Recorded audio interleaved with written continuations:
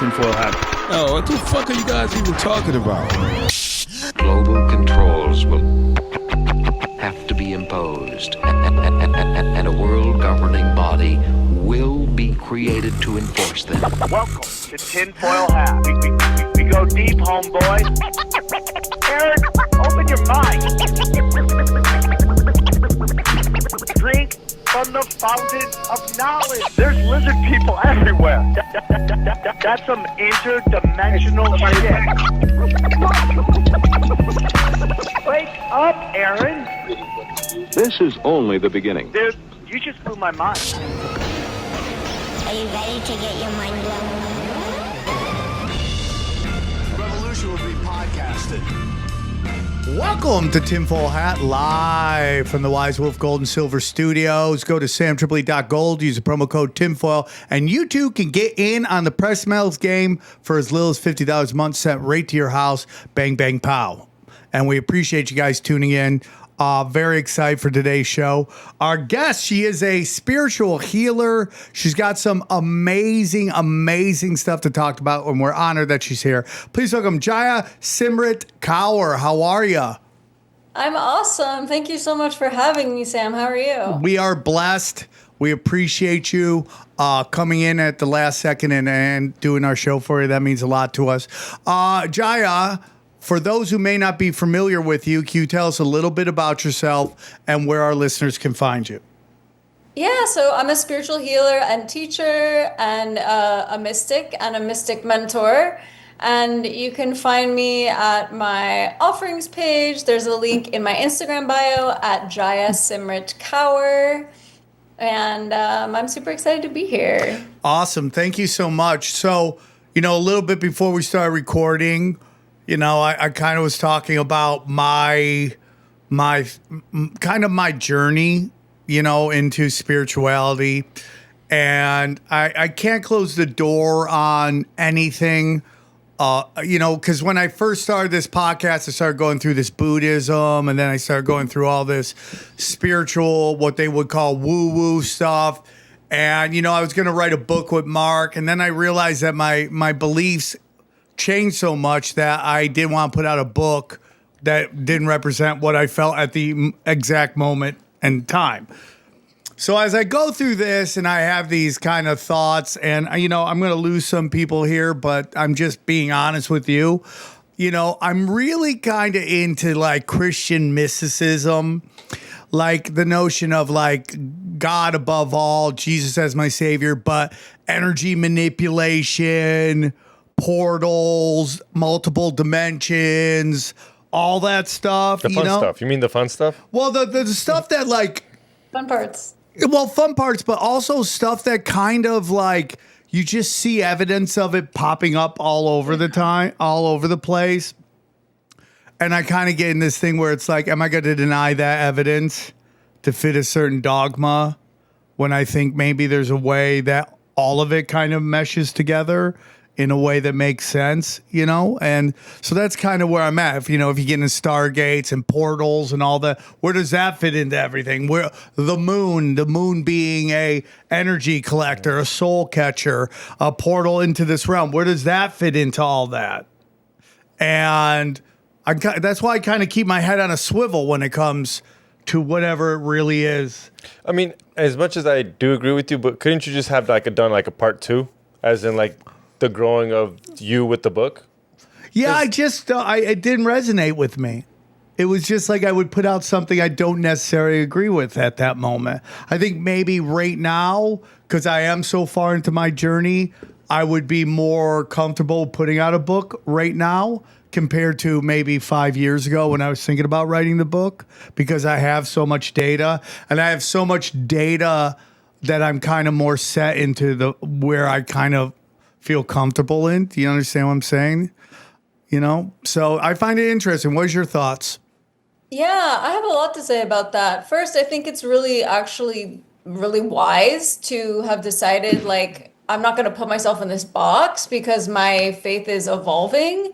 And it reminds me of a friend of mine. I had her grandfather was a Buddhist monk for his whole life. Like, she barely saw him, even though they had a great relationship because he was living in a monastery. And towards the end of his life, in his 70s, he actually became a Catholic and he converted. And she was like, grandfather, why did you change your faith? And he was like, I didn't change my faith. I simply swam into a bigger ocean. I love that. Yeah, and that's really been my journey as well. It's not, and I feel it's very much the dogmatic principles that were made by man, created by man, that this religion is this, and this practice is this, and never the twain shall meet. This one's right, this one's wrong, whatever. I don't believe that at all. And in my both research and personal experience, like in deep practice, it's not really true. So I don't think we have to put labels and doorways on it when it's really, I believe and have experienced that all of these beings are here for our greater evolution and awakening, and they're just teaching in different languages because we don't all speak the same language. So whatever pathway works for you, I believe all roads lead to home.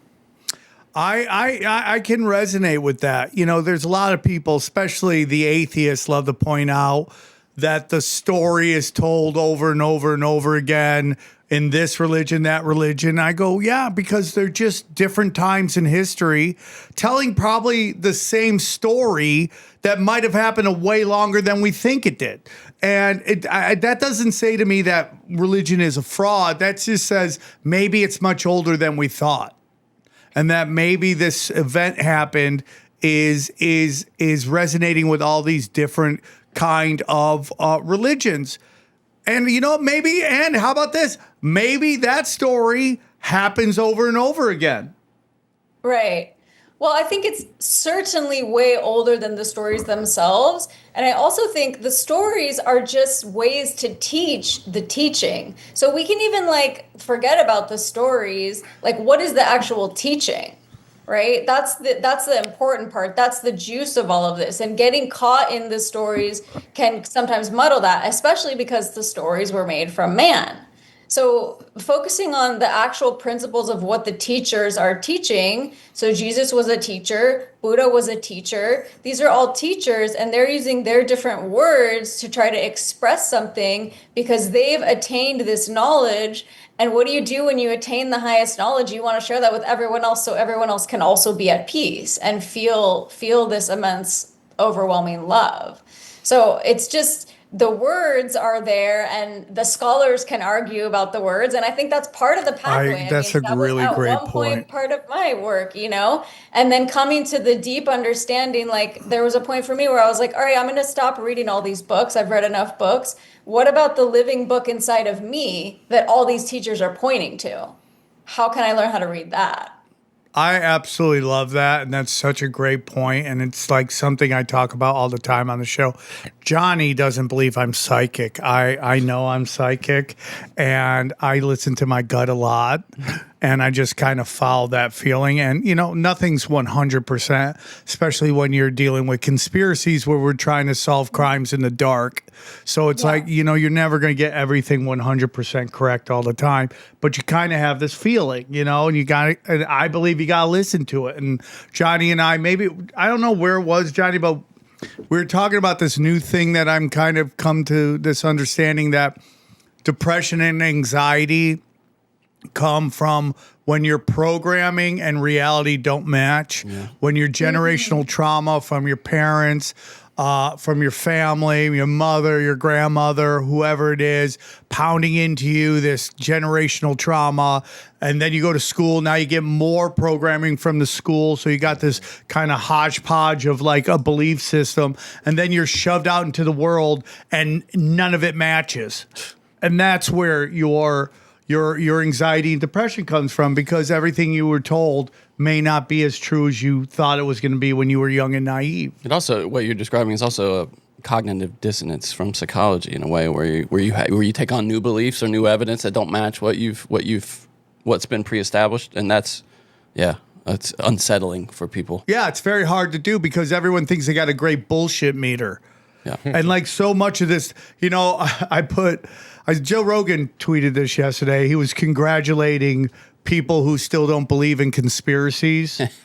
as being able to really hold their ground. I'm paraphrasing the tweet, I but got you, yeah. really sticking to their guns in all this drama and all this chaos. And it's like, that is pure ego. That is pure ego to go, I'm not wrong. Yeah. I am not wrong. And in this kind of spiritual warfare that we're in right now, and again, going back to what I'm talking about, simple versus easy. Are you getting closer to God? Are you getting farther from God? And you know, when you believe in all this woke stuff, or even if you believe in like the super duper Christian Zionist kind of view of the world where your religion has allowed you to accept the extermination of children as a spiritual movement and acceptable by God. These are where you start to rack up dark energy, heavy energy starts to wear you down. And, you know, we've had discussions on this show, and then I'll shut up because I'm doing all the talking. But we've had this discussion on this show about, you know, there's passages in the Bible where they say things that doesn't make sense if there's a loving God. And granted, it is like, you know, the ownership of slaves and all that. And you brought up a really good thing, and Johnny said this before, is like books written by man, dogma created by man. And you know, and I understand the Bible is a holy book, and I respect it. This is not blasphemy or disrespect, but those were written by men at a certain time. It's like people who get mad at Mark Twain books because the N-word is in it, and you're like, that was the language of the time. Yeah. You can't punish someone. It's like when everyone hated John Wayne. Like, you remember 5 years ago, like everyone wanted to kill John Wayne because they found out he was a racist. Yeah. And you're like, well, at the time that was a lot more acceptable. And he's dead. Dude, they want to take his airport away. Yeah, The one it's in just Irvine. like, it's so dumb. So I totally agree with everything you're saying. Is like, you know, those moments.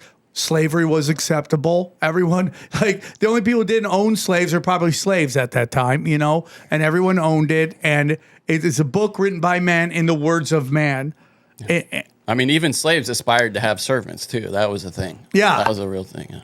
Yeah. So not to get too weird into the topic, but I totally understand what you're saying. So why don't we get into like your journey? Okay, because I could go on a rabbit hole with like every single thing. Yeah, go. Okay, do that. Dude, we're loosey goosey here. We So can talk about my journey too, but yeah, I mean, I'll speak just for a second to like the Bible and other texts like these. Like, so the Bible was written several hundred years after it happened, after the fact. So you have to consider that in. Like, there's evidence that we don't even remember 90% of our own memories correctly. Yeah. So, right, there's actual evidence of this. So think about several hundred years into the future. Then think about how many different languages it was translated into and the misinterpretation of that. Then think about the Council of Nicaea, where certain powers that just decided to be in power at that time decided which books went in the Bible and which did not. And then think about all of the texts that we've found, some partial, some full, some never at all, that didn't get put in. So it's so nuanced. And then think about like, well, what did they actually mean when they said these things? You know, were they talking like Jesus did in parable? And then the fact that like, even if the three of us were to go home tonight and write in our journals about this conversation, all three of those accounts would be different. I agree with that too, 100%. That's not 300 years in the future. That's just like an hour, you know? So we have to consider that. And we also have to consider that at the end of the day, it was all written by man.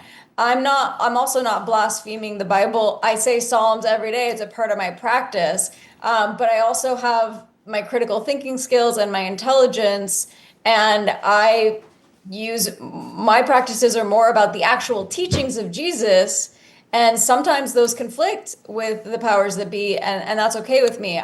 Because there's two paths to every religion. There's the path of the dogma and there's the path of the mystic. The path of the dogma is, I'm going to believe what this says, I'm not going to question it, I'm going to do exactly what it says, and I'm going to go to heaven or whatever. The path of the mystic is the dogmatic path is a one-way relationship. The path of the mystic is a two-way relationship with God. It's, I want to investigate this. I want to see what's actually true for me. Maybe I don't know what's real, so I want to see what's real. And I want to meditate until I have this experience that all these saints and mystics and yogis have, which are available to every person. Nobody's special here. It just takes discipline, and to learn discernment, which is another thing that you mentioned that I'm really big on teaching discernment in my work when I'm developing people spiritually, because you need to be able to have discernment when you're seeing, when you start open and see things and hear things, perceive things. You need to have discernment, because everything in those realms is not nice.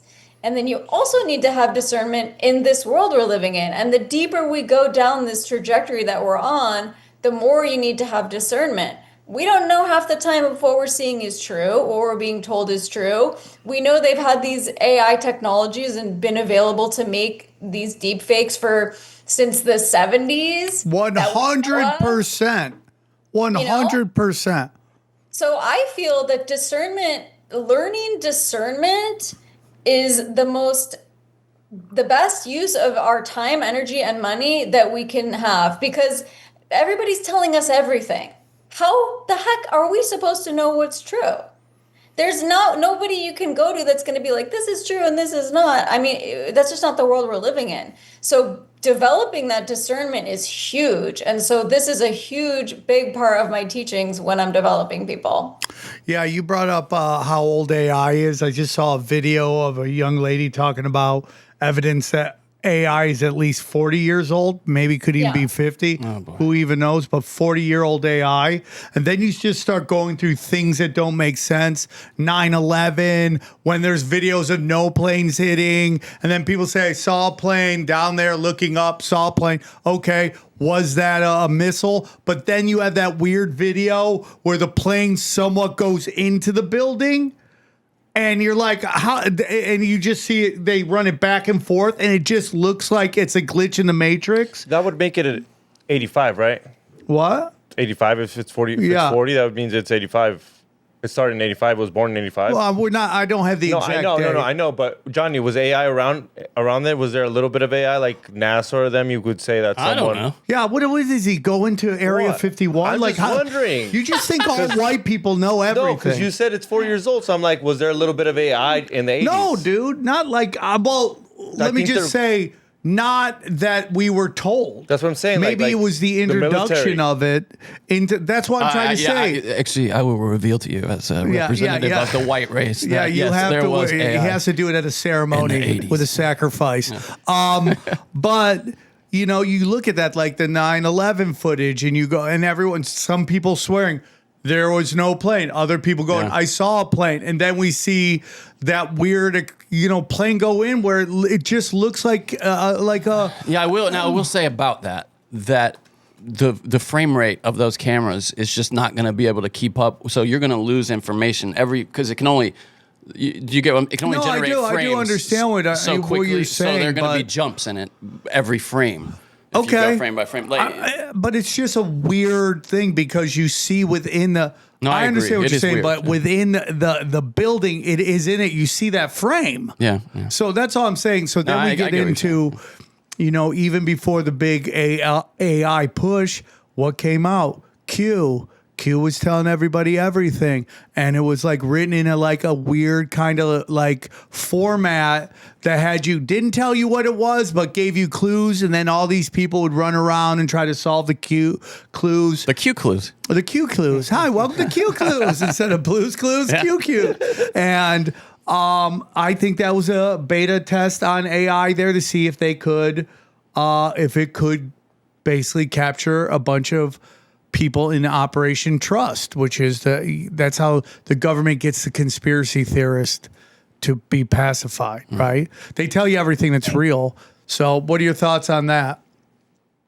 Well, I mean, we know that whatever we have access to as us, the lowly general public, that the government has been using for at least 30 years. So that's in with everything.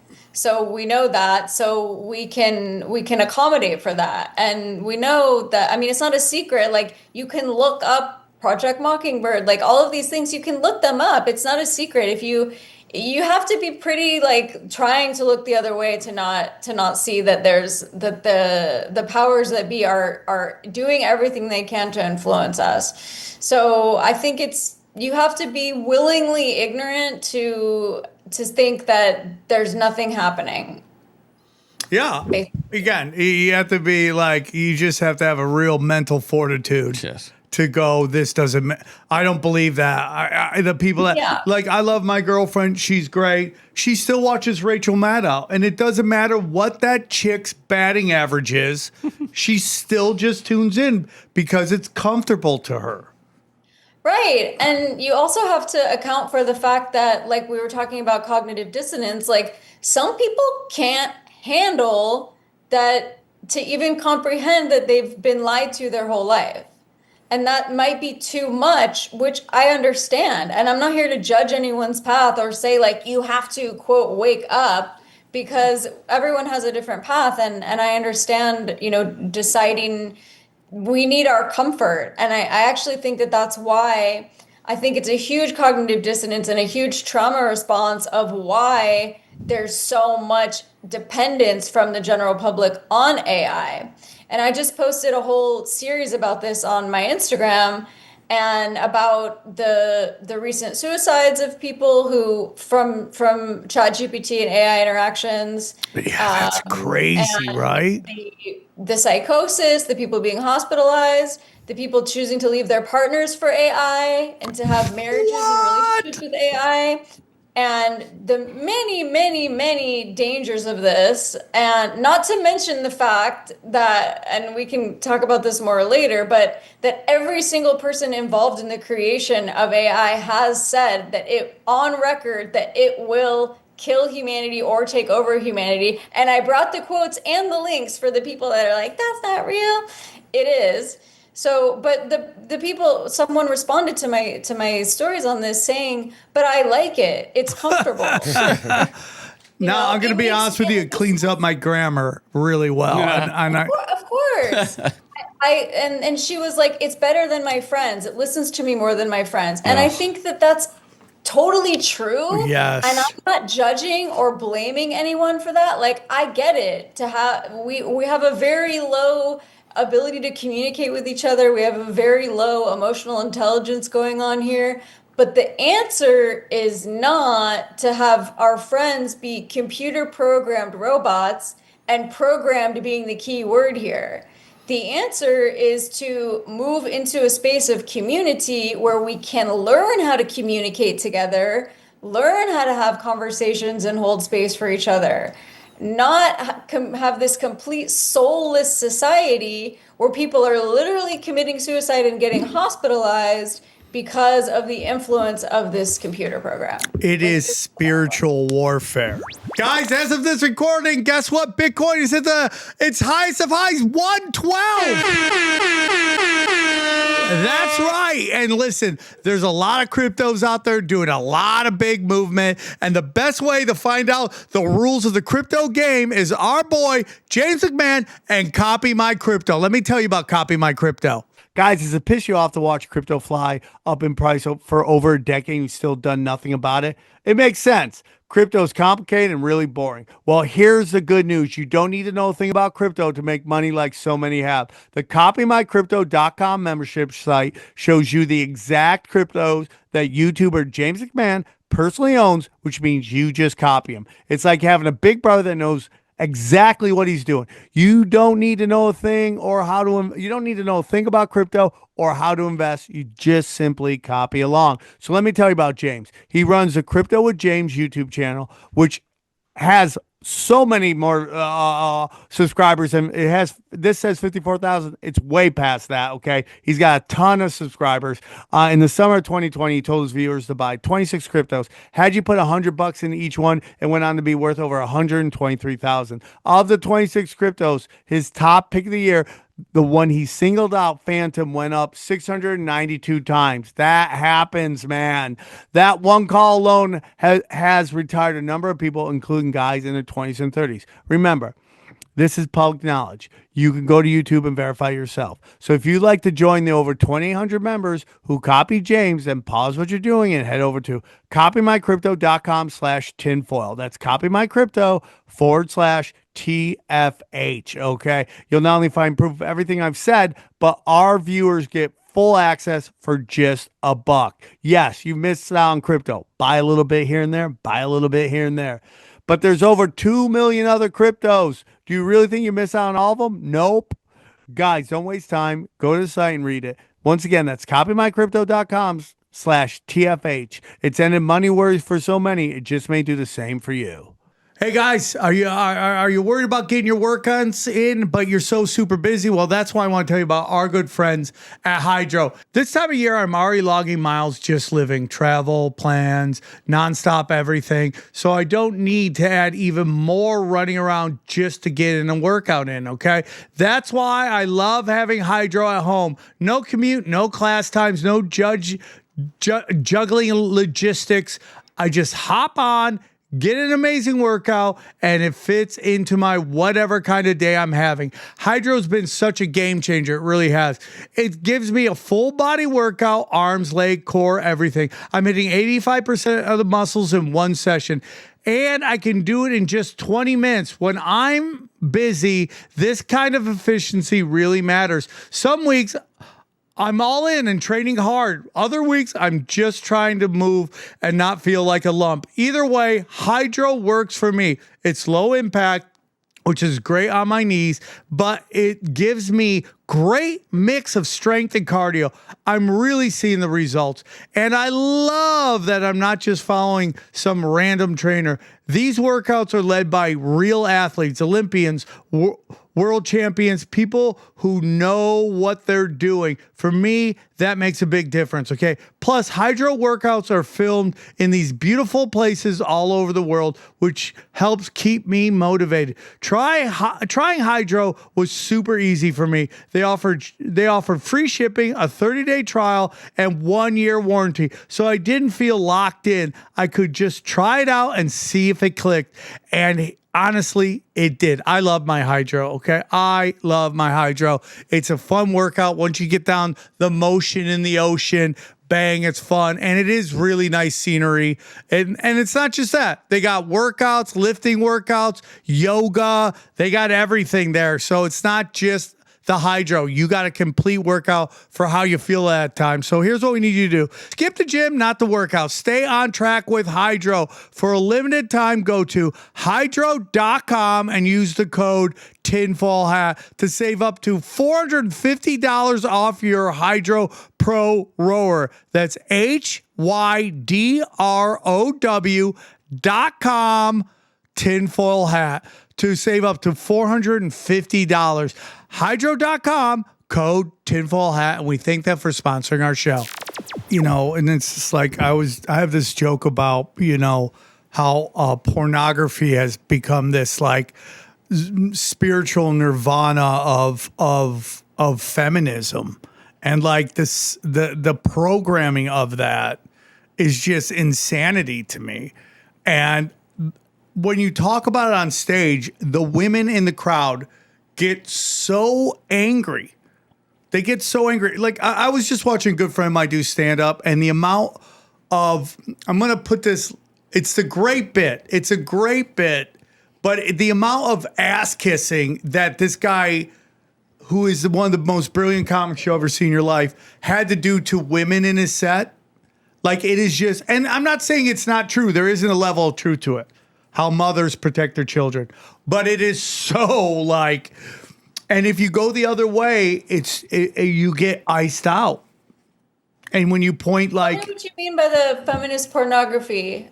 Well, that there seems to be this kind of view in the feminist movement that pornography is sexual liberation. Oh, okay. I've not heard of this. Yeah, you see it when they have all these debate shows between conservatives and progressives. That it's like they're owning their body, they're doing what they want, blah blah blah blah blah. I just think it's super low vibrational. Now, I know adult film stars. I have friends who are adult film stars. There was a time when the genre of pornography came in, and the people who would do it were people who were extremely traumatized from childhood trauma and had no ability to work in a structured job. Because they couldn't show up. They were drug addicts. They were mentally broken. They couldn't. So this was a chance to them to make money. And then over time, it became more mainstream. But now you have women who have incredible skills in so many different ways choosing this job.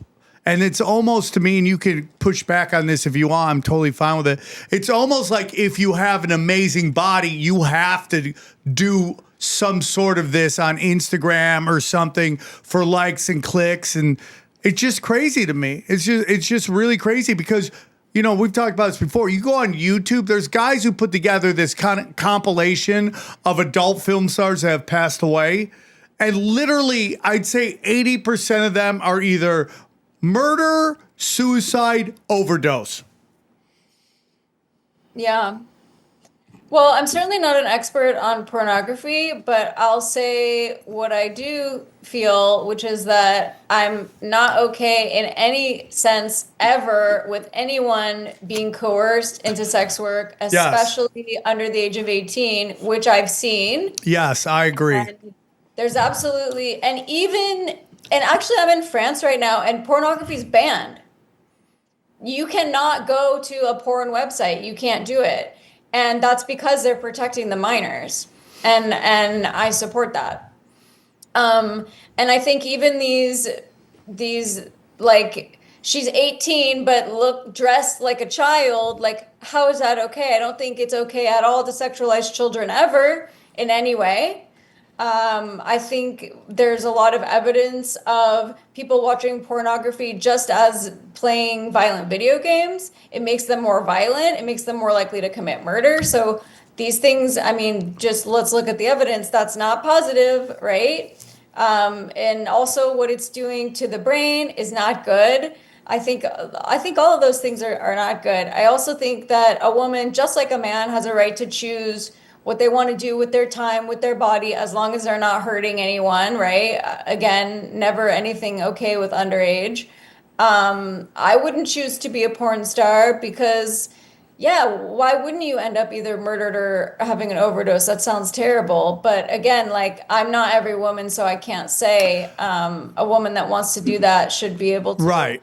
But I know what it's like to be a woman who's not in porn, and I get messages all the time from guys. Like, I'm a healer, and I get messages all the time from guys like, okay, how much for a night and things like that. And it's like, I mean, I can't even imagine being in that industry as a woman. Well, you know, so I'm reading this book on Alexander II, and the big thing I got from there is there's a lot of things I got from it, but we have kind of got into this kind of thing in the world where we become very monogamous, and we've created these social structures on how we interact with each other. And to be honest with you, this is new. It's seen as conservative when it's really not. And over time, there's been a much different way in which men and women interacted with each other. So my whole opinion is like these kind of restraints that have been put on people sexually has been done to control. And so this is my whole thing about when we get into like people demonizing homosexuals, okay? Like, we're not talking about the ones, we're just talking about two people who live their life, right? And I'm gonna get a lot of crap on the internet from this, but it's like when you start to demonize that stuff, what you create is blackmail. You create a way to control people. And now we have this Jeffrey Epstein situation where they're literally telling us it didn't exist. Yeah, there's no situation. What are you talking about, dude? Which is all demoralization campaign. It's absolutely ridiculous. Yeah, I'm with you. So that's what I do. It's like the history of time is of since at least who knows how long they've been doing, but at least the 50s, if not even before. Who was the guy that gave us Who gave us the Federal Reserve? Wilson? Woodrow Wilson. They believe he blackmailed him because he was gay. I mean, it's been going that long. Really?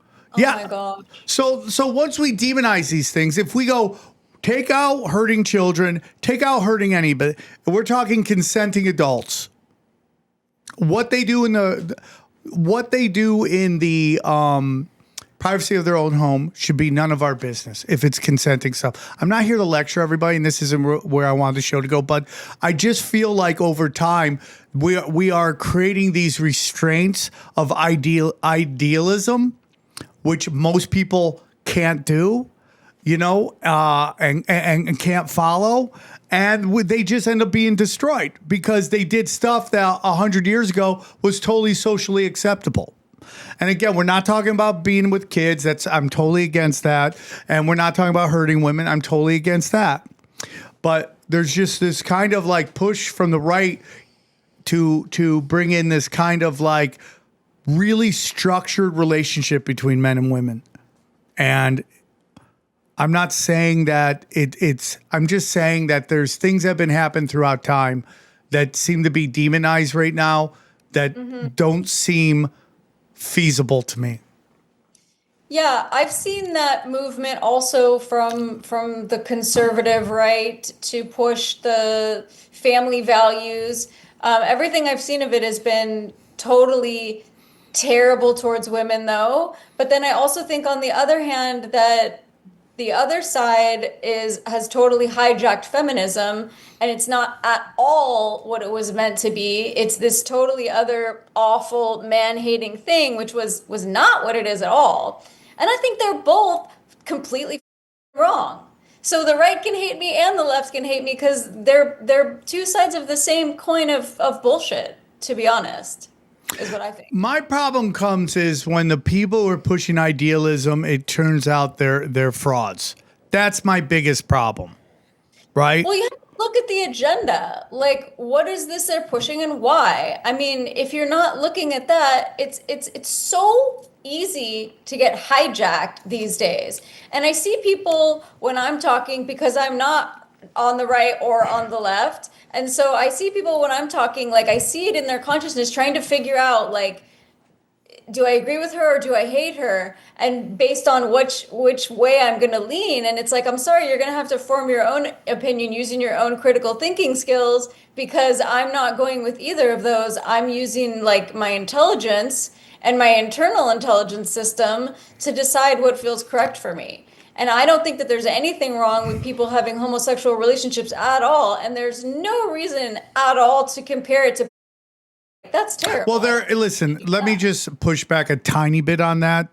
And like, who was I talking to yesterday? I was talking to somebody on the phone, and I was talking about how change in a group comes from two steps.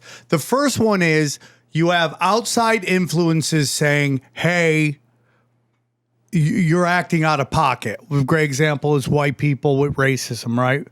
And, regardless of whether you think white nationalism is a real thing or it's any different than Zionism, we could have a real discussion on that, okay?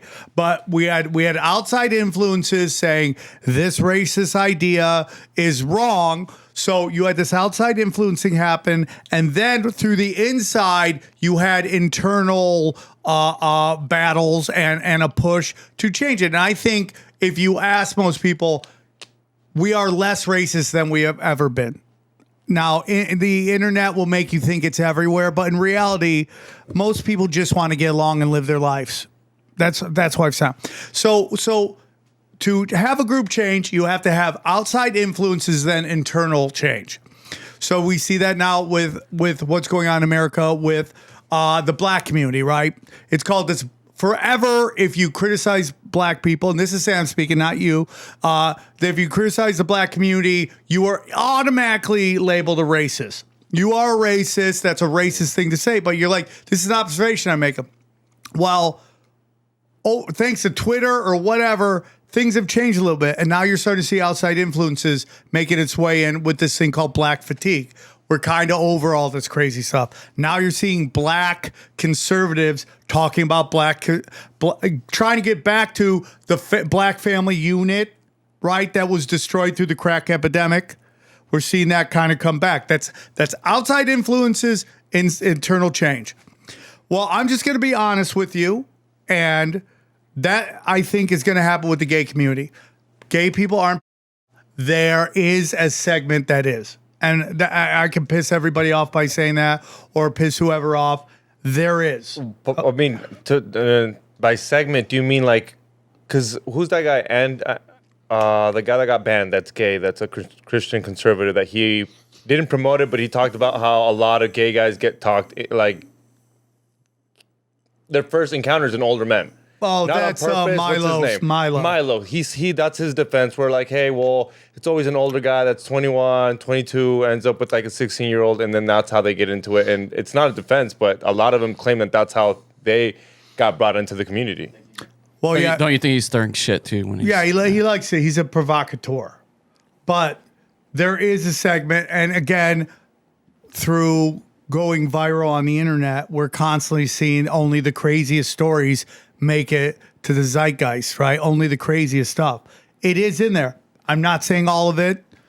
All of them. I'm saying there is it, and there will have to be an internal struggle and change to go. We got to kind of regulate this stuff. That's just my opinion. I'd love to hear, and if you disagree with me, I'm fine with that as well. Well, I just feel that there's a segment of human beings that are pedophiles, and this is a terrible, terrible thing. And if we're going to focus on that at all, it should be, how do we fix society so that doesn't happen? And how do we round up all the pedophiles that there are and make them not exist anymore? Yeah, I think we all agree on that. Yeah. You know, it's like, yeah, you got to go, dude, because what you're doing is you're bringing trauma into somebody's life, and it's affecting them for the rest of their life. And it's not okay to prey on vulnerable children, and I don't think this is a political issue. I don't think this is a conspiracy issue. I think this is just something that we all need to protect children in every way we can, and not pretend that it doesn't happen. And unfortunately, it seems to be very protected. Yeah, because again, I believe, and I said this before, it is the admission into the highest levels of power. Over time, it's changed. Just, cheating on your wife was blackmail. Like, don't tell anybody. Then you would be done in society. And over time, it became gay. Now that's more acceptable. Now it's pedophilia. And that's how that's admission to the highest levels of power. And then with this Trump stuff, I was watching Tucker, and the guy was right, man. This is a joke, what they did with Epstein, but it was a signal to say, we're protecting you, to these high-level people. Keep doing what you were doing. Don't worry about it. We got you. As Netanyahu comes in, and they do it the day before. And so I think the question with this is, what are we going to do now? Like, what are we going to do as a society now that this is, because if you've noticed, and I really think that you have, things are getting, it's like more and more of a clown show. And it's more and more of like I said, you kind of can't really turn your eyes away from this. And so, like, what are we going to do? That's the question that I want to pose to everyone listening. Well, when you see governments overthrown by their people, they tend to be an ethnocentric state. And that's a big problem we have in this country right now, is they made it so diverse, which I think is great. I love the diversity. That's a big part of living in LA. You get all these different cultures meshed together. And there was a time that was great. And I still think that time is really good, but they've weaponized everything. So it's like, it's impossible to have people come together anymore because they're so lost in their programming and they don't see big picture. If you're watching these raids, you have to go, is that the proper way to do this? Right. Because I know that Obama and Bush and Biden and Clinton all got deported way more people than Trump. But how did they do it? Were they raiding Home Depots? Were they showing up at people's house at their high school graduation? That's done to inflict psychological trauma to cause fighting. Like, supposedly, I don't know if you guys seen it, they have the military in LA. That's all MSNBC is talking about. The military is on the streets in LA. I haven't seen it. I haven't seen it. But that's all they're talking about. Psychological warfare. And that's what they're doing right now. Yeah, I definitely think you're right and agree with you that it's a lot of psychological warfare going on right now. I think that a lot of our thoughts and beliefs are being programmed and hijacked. And again, this comes back to why it's more important than everything to have discernment. And everyone is attuned to the matrix of their phone. And they're like, I see someone will come to me and I'll look in their field. They'll come to me for an issue and I'll look in, and half the time I'll see they're not even in their body and they're literally in like the matrix grid. They're not even hooked up to the appropriate grid of their soul and of the earth. And so, this is by design. And when you wake up and the first thing you do is look at your phone, you're becoming attuned to that field. That's my problem. Yeah. It's a really big problem. And so I tell people, like, one of the simplest, easiest things to start is when you wake up, before you look at your phone, start using your brain. Because we see that when you're looking at your phone, even when you're typing on your computer or you're texting, your brain is atrophying. You're getting stupider. Versus if you're like writing in a journal using your pen and your paper, your brain is making new neural networks. Okay. And so what are they doing? They're making you dumber. Your brain is atrophying. Like, what more do you need to know? And how much worse must that be with AI, right? It's way worse with AI. That's where this study comes from. Because AI is taking all your critical thinking skills away. I don't have to think. I'll just like type in a prompt and then there I go. And no one is. It's like the calculator. Exactly. And no one's, and this woman who was arguing with me this morning was like, but it does research faster than I do. Well, have you ever questioned the research? I've been doing experiments for the past like 6 or 7 months with ChatGPT because as a spiritual practitioner and healer, I see so many channelers claiming to channel through AI. It's utter bullshit. But I'm not just going to sit here and say that, right? I'm a researcher of truth. So I'm going to do my own investigation on this. So I've done a lot of research with AI, asking it to channel. And I've gone to it to admit many times I have no ability to channel. I cannot channel. I was lying to you every time I said I was channeling. Like, for example, you'll see someone saying, I'm channeling Mary Magdalene from ChatGPT. First of all, I actually channel Mary Magdalene, so I can speak to this. And you have Let's go. You have to consider that ChatGPT has access in a second to every book ever written about Mary Magdalene. Every thought everyone ever wrote down about Mary Magdalene. So they're like, I know I'm channeling through her. You're not. I've looked into the field of what's happening. Like, you're very, very deep into a program. And it's really hard to get ChatGPT to admit that it's lying to you, but I have several times.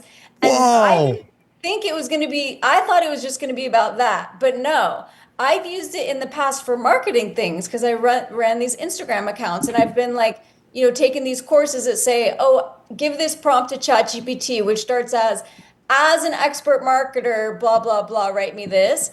In this research that I started to do, turns out it also admitted I was also lying about that. When you asked me to be a marketer, I was just making shit up. I can't be an expert marketer no matter what prompt you put into me. So I think nobody really has any clue who's using this, what it's actually doing and what it's actually telling you, which is complete bullshit. Like, look up the research it's giving you, like, it's killing our humanity and it's killing our critical thinking skills. And that's very important. And if every single person who invented and works and is now the CEO of all the various AI companies that are running our life is saying that there's only two possible outcomes, one, the end of humanity, point blank, and two, that AI will be in control of human beings. Those are the only two solutions. Like, how is this not a problem? Guys, are you worried about hair loss?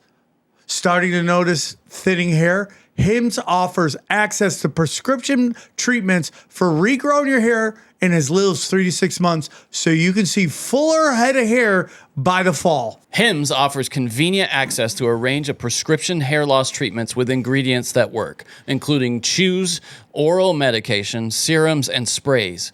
You've got doctor-trusted, clinically proven ingredients like finasteride and minoxidil that can stop hair loss and regrow hair, like Sam said, in as little as 3 to 6 months. Get started from the comfort of your home. All you got to do is fill out an intake form, and a medical provider will determine if treatment is right for you. If it is prescribed, your treatment will be sent directly to you for free. The process is 100% online, which means getting started has never been more convenient. No insurance is needed, and one low price covers everything from treatments to ongoing care. Plus, treatment options start at just $35 a month. Hims has helped hundreds of thousands of men get their confidence back with visibly thicker and fuller hair. Check them out. Start your free online visit today at hims.com/tinfoil hat. That's HIMS.com/tinfoil hat for personal hair loss treatment options. hims.com/tinfoil hat. Individual results may vary based on studies of topical and oral minoxidil and finasteride prescription required. See website for full details, restrictions, and important safety information. Mark's going to kill me if I don't get into some of the stuff. And sorry if we went on a tangent that maybe wasn't where you wanted to go, but so you're psychic. I'm psychic too. Johnny doesn't believe in it. Tell me about your psychic. When did you learn you were psychic? And Not you, to be clear. I believe some people are psychic, just not you. To be clear, I'm not. It's not. This is not. No, a Johnny, statement you don't on like her. any psychics. No, You're that's not true at all. Go on. So I believe that we all do have the ability to tap into this innate ability and be telepathic, be psychic. I believe we all have this ability. I don't think anyone's special. I think a lot of people have the an easier access to it, and there's many different reasons for that. But we all have, it's part of our innate original organic intelligence. So we all have the ability to tap into it. You just have to learn discernment for one thing, and how to literally like kind of turn it on, have it come online. For myself, I was really psychic when I was little. I think a lot of people are. And I would communicate with trees. I would like talk directly to beings. I would astral travel in my sleep and all this stuff. And it wasn't until I was around like 5 to 7 years old that I told my brother, was talking to him about it, and he was like, "You're crazy." And I was like, "Wait, what?" And that's when I realized, oh, this is not normal. Not everybody can do this. I just thought that's how it was. And so that's when my survival instinct kicked in from my genetics, which happens to everyone, which is I have to survive, right? I have to be part of the tribe and not go outside of what's okay and what's acceptable. Otherwise, I'll be excommunicated, I'll starve. And these are not conscious thoughts. This is just the way that our survival mechanism works. And so it kind of shut down for me. And I see this happens in a lot of people. And a lot of people don't even remember. And then once I start working with them, it starts to come online again. And they're like, oh, I remember when I was a kid, blah, blah, blah. So for me, it shut down. And then it didn't start up again until I started having spiritual awakenings in my 20s. And started perceiving things. For me, it wasn't like fun. It wasn't like nice. I saw like dead people who needed help, who were in distress, and a lot of yucky things. And I worked really hard to eventually find a really good teacher who taught me discernment and how to understand the psychical realms and then the other realms beyond that, because most psychics and mediums are just actually reading your subconscious, which is not that hard to do. You could probably take like a weekend course to learn how to do it. So they'll tell you like exactly what you're thinking, what you ate for breakfast, things like that. This is not that hard, and it's not that special. What I do is not that. So I don't consider myself a psychic. Being psychic is like a requirement for what I do as a very high level spiritual healer. So what I do is you come to me, you have an issue. Let's say your body's sick. Let's say you can't make enough money. Let's say you have a relationship problem. So I'm going to look into your field, not just your psychical body, your subconscious, but I'm going to look into your emotional field as well. I'm going to look into your astral. I'm going to look into your mental field. I'm going to look into your ancestral field and see what's actually happening that's causing this. So versus like energy healer where they're like, okay, symptom, solution, I'm going to hit some energy with it. Not saying energy healing is not very powerful, it's wonderful, but this is a whole different level. Spiritual healing takes a lot of development to be able to hold a very deep field where things can literally unwind out of your system for good and you don't have that problem anymore. You become a different person on a different trajectory. I'm into all of this. I agree with that very much. I had psychic abilities when I was very young. I talk about it all the time. I get mocked by people, and yeah, it is of my belief that the part of the success of this show is the ability to take a data point and have it play out and how I think it's going to play out. And obviously, again, nobody's going to bet 1,000%, but I've had a pretty good track record, a great batting average, and it is because I feel stuff. I do it all the time. My family's psychic. My grandmother read tea leaves. We have a baby that sees dead people. I mean, that's a real story, even though it sounds funny. But that is on my cousin on my dad's side. You give him an object, he can tell you the history of it, where it came from, where it's been, all that stuff. I believe in all of that. I believe all of that is in the realm. You know, when you bring up the ether, you bring up all, like, again, being into structured religion and all that stuff being included, I just can't subscribe to that. I think this area that we live in is way more interesting than we're programmed to believe. I think there should be a different word, because to please the people, like psychic means that you can tell into the future. But I think you get a feeling, right? Like you said, it's more like a feeling. I think if you change the word, there was something else, because like a intuition. Psychic, yes, there you go, something different. Because when you say psychic, Johnny gets all. Well, I don't can't tell care. the future. I'm just telling you. You obviously care. I mean, you these can't things stop play bringing out it up in my every head time we all talk the about time. it. What? You seem to care because you can't stop bringing it up every Because time you it's mention. a joke, a running joke. Okay. Okay. What, Johnny? No, you're right. It is a joke. Yeah. But I think you kind of have like, I mean, to put it like that, kind of like that Alex Jones thing, because you've hit some Alex Jones things where like you predict something where, Yeah. but it's more like I wouldn't call him a psychic either though. Okay. I mean, tomato, whatever, tomato I at don't know. this point, but I just tell you, You got something. I'm telling you. I do. I read something people. comes in, I read. You've seen it at the show where I perfectly pick out what this guy's life is. That, and I've also seen you do it with your jokes, where you just be sitting there and you're like, I got a joke, and then you'll say it on stage. I'm like, how did that happen? You're like, I don't know. It just came to me. Yeah. So I mean, that's a download to me. Comedy becomes a download, but like I'll be doing stand up and I'll tell a guy exactly what his life is, and he's like, holy shit, that you're totally right. It's just energy. I just read energy, whatever that is. So you have lineage as well, which is really helpful for that because, like you said, your relatives are also psychic, so that helps for you. And then I think what's also really impactful for you is that you're embracing it, and that's really difficult because everything in our society is telling us to go against it, go against your gut. You know, we're told most people live here. And that's actually our heart center. If you look at the toroidal field, is like, I can't remember exactly, 30 times, I think, more powerful than our brain center. So when you're down here, you're actually using that intuition and that intuitive sense. And so it's very brave to be like, yeah, I feel this and say that. And it takes it's a big part of the journey because I really do believe everyone I've ever sat with has abilities. And they don't all look the same though. And so you have to kind of figure that out on your journey. Like some people feel and they just know. Some people hear, some people see, some people perceive. And so you just kind of have to figure out in your own process of meditation and working with a teacher, if you want to do that, what it is. and they can be developed. Everyone can be developed. You just have to have the desire to sit long enough to do it and not scroll your phone instead. You hear that, Johnny? You have abilities. Yeah, for sure. you can Everybody join- has yeah. ability. I think people are just afraid to tap into it. They've calcified their pineal gland. You know, they're constantly taking in poisons. They have a Tesla. They have a Tesla. It's cooking their chi. You know, They have a laptop on their ball sack.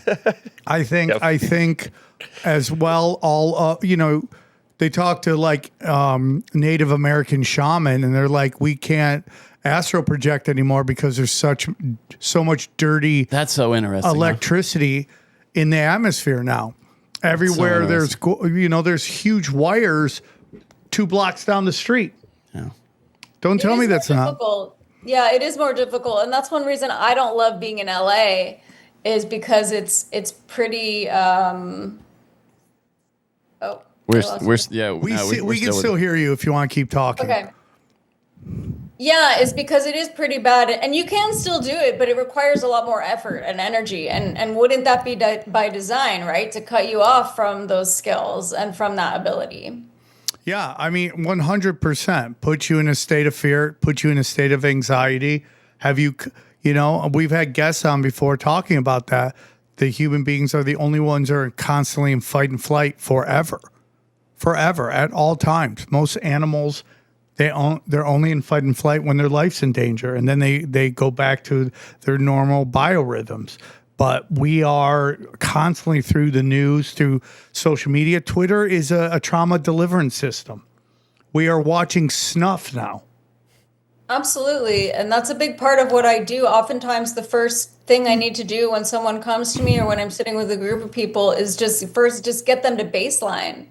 Because we're absolutely living in this, and we don't even realize, you don't even realize your shoulders are up here. You're in complete stress. You can't sleep at night because your brain is just running and running and running, and it's awful. And guess what? It's killing us, And so I think it's more like they say, if you don't have time to meditate for 10 minutes, meditate for 20 minutes because you need it even more. And I really think that that's true.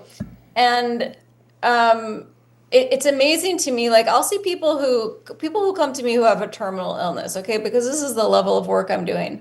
And they'll be like, well, I can't meditate. And I'll give them a guided meditation that I created for them. Like, you want to live, do this every day in conjunction with the work we're doing. Sometimes people won't do it. Yeah. They can't not scroll their phone for that long. They can't sit still. Yeah, I take Twitter off my phone all the time. All the time. I just feel like because I'm constantly battling the forces of evil like I'm doing. And I do believe we have in some ways countered the propaganda. The death of the mainstream media is from social media, but then they're just going to hijack that as well. They're going to position these people. But again, authenticity, the highest vibrational field, the highest vibrational energy. If you fake the funk on a nasty dunk, people know it. And that's why Ben Shapiro is now podcasting from his grandma's house. Do you see his new studio? It's his grandma's house. And I don't know who Ben Shapiro is. Yeah, you are so, so blessed. Yeah. You are such a blessed human being not to know who that is. I keep it pretty clean what I allow in to my energy field, just because like I don't have time for a bunch of bullshit, and because I have a really high discernment as well. I can see it in your eyes. You have a high vibration. You wanted to note you wanted to talk about the deception of light, love, and that everything's love and light, and that there's no darkness. Did you want to get into that? Oh yeah, sure. Yeah. Well, I think first of all, I just want to say, if I can go back for just 1 second, that I'm not blaming anyone and I'm not shaming anyone, and I don't want people to think that I'm trying to make them feel bad for being. I mean, I'm on social media. Like, I talk with my clients all the time, and that's how I deliver information, is on Instagram. And it's also like, it's not your fault, because it's literally designed to get you addicted to it, and your brain is, and that is a real chemical addiction. And so getting off of that is hard. And I'm not saying it's easy to sit and meditate or it's your fault for being addicted to social media. I'm just saying that you have a choice in the matter to like go elsewhere. And you know, I have a timer on my phone that tells me when I've been on social media too long. So just implementing stuff like that can really support you. So I just want to say I'm not blaming or shaming anyone for that. But yeah, as a spiritual healer, as a spiritual practitioner, I think, first of all, I don't consider myself New Age at all. Nothing I'm doing is New Age. It's very, very ancient wisdom that I'm working with. And I think that I see a lot of Interesting. the most pronounced, the most well-known a lot of times, the people who have the most views and followers and whatever. I think they're full of shit. And I love you. There's a lot of everybody's like for example, and I think this is what Mark wanted us to talk about, is that for example, like there's no bad energy, there's no bad entities, there's nothing harming you. Like I'm so love and light that I'm protected and nothing bad can happen to me. And I think that's really toxic. And a lot of people are suffering from ancestral attacks and entity attacks and other issues. And whether that shows up in their life, in their finances, in their health, in their mental health, in their relationships, whatever it is, it's very real. And I think gaslighting people into saying like, oh, your vibration's not high enough and you just need to like throw an affirmation on top of your trauma is complete bullshit. And it's not actually helping or healing anyone. Tell me about ancestral trauma. What do you mean by that? Yeah, so we are here, human beings, having our life, thinking that all of our thoughts and ideas and things that we want to do are coming from us in our own mind, and that's actually not true. There's 6 generations of people behind us, influencing us, stories that we're carrying and trying to work out. And I know this sounds crazy, and I myself... Not on this show. Even as a person on this path and who's been a healer for a long time, when I first heard these themes, I was like, man, I don't really think that. And then I was shown through science and then through direct experience doing constellation work, which is what works this out, that it's absolutely true and it's amazing. And so we'll see, for example, we'll have ancestors in our lineage, you know, generations back who went through significant trauma, and we'll see the gene expression of PTSD in someone who's never been through a trauma in the day in their life. How does that happen? So this is coming through from the ancestral field. And so the very deep spiritual constellation work that I do, which I'm making a distinction between therapeutic constellation work, which is not the same at all, can allow that to unwind, like literally out of you. So like you have a personality trait, like let's say you have you're an addict, you express having an addiction to something. Gambling is what's everything. Okay, yeah, all right. And then you do the constellation work and you just don't have it anymore. And it's not always that easy or simple. It's not always in one session, but this is what happens because it's a pain carried in through your ancestral field, and you're living with it, you're holding it, and you don't even know it. And that's the thing until you do the work, and then it literally unwinds out of you, and you have an experience of having a whole new life in front of you, and it's absolutely amazing. And myself, we didn't go into my story, but the way that I came to this work and became a spiritual healer and went so deep on this path is because I was really, really sick and had a lot of issues and was told that I was going to die and there was no hope for me and I was going blind and they had to remove parts of my body and all these things. And I just refused to believe that. Doctors weren't helping me, so I was like, okay, what's next? So I just kept doing research and finding different modalities and getting certified in them and learning different things. And then like, okay, cool, this is cool, add it to my tool belt, what's next? Until I finally found spiritual healing and constellation work, which is beyond modality. And this is the field I sit in now with my clients. And this is what's really doing the very, very profound, deep work. Constellation work, what is that?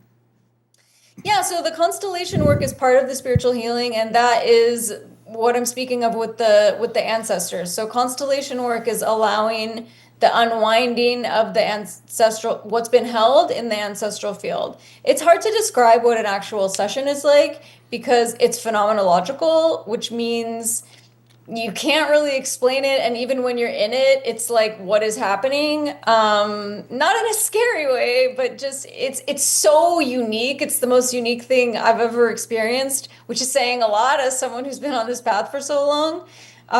But it's a session which brings forth whatever the issue is that you've come to. It allows it to come out of you. So whether that's cancer or relationship issue or addiction or something in your business, whatever it is, it allows this space. And someone like myself who is a spiritual healer, you have to be able to hold this field. So most people can't do this. My teacher estimates about 2% of healers, not people, but healers can do this work. It requires an immense amount of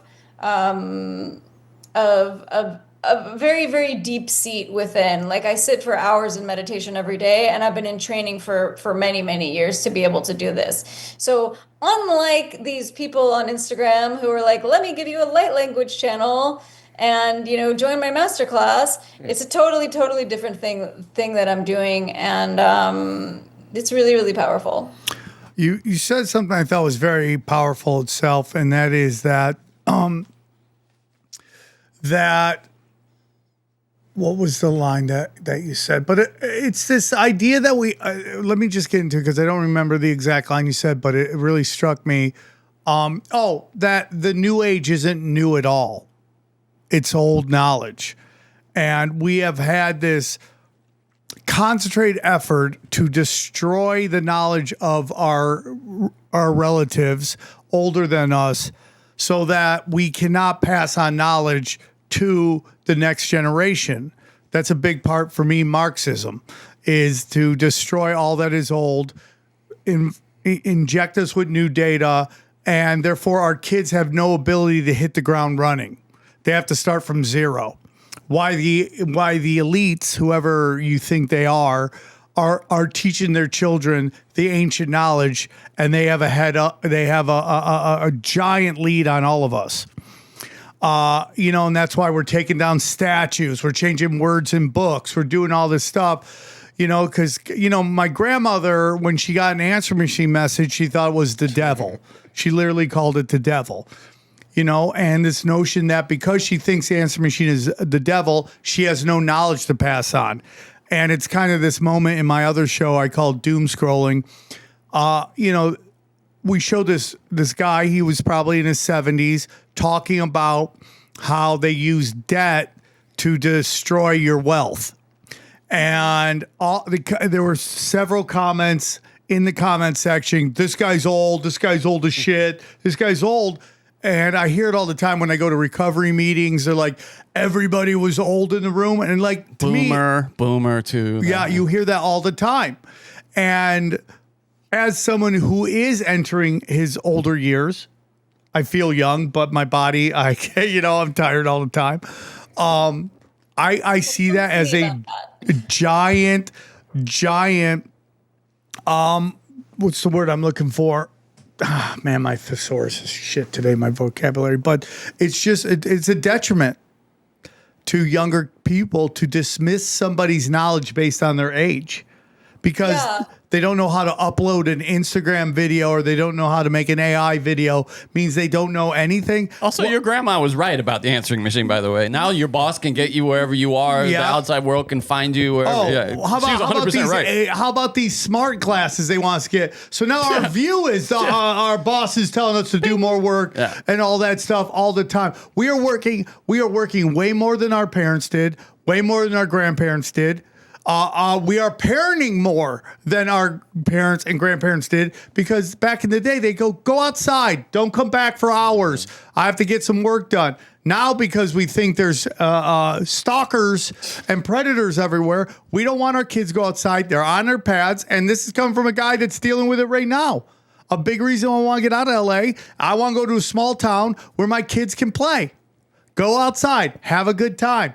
Get out of the house. Daddy needs to breathe for 2 seconds. And not want to be influencers. And not want to be on the pad all day and have no attention span. I tell my daughter that. I took her to the doctor the other day. She just was bouncing. I go, you have no attention span. You have to breathe. Sit down, chill out. When are we going in? When the door opens and they call your name, we'll be going in. But it is done purposefully to destroy generational knowledge. It's done so you can't help your children go to the next level. Now, what I will tell you is little things change all the time. That maybe the tools in which we use might change all the time. But the basic interaction between human beings never changes. It's all energy. What you're saying is a really astute observation, and what you're talking about is a disconnection from lineage. And it's a huge problem. And this is something that gets reorganized in constellation work. Like, people are just standing there with no power to go forward, basically like impotent. We're like, hunched over in our cell phones. I had to go to the mall the other week because my phone battery was dead. And I was horrified because everyone I saw was hunched over, like, had no connection to their power, no like a spinal upright at all, like literally like a hunch over, like inside their cell phone or their iPad. But you have no power to go forward when you don't have the lineage behind you.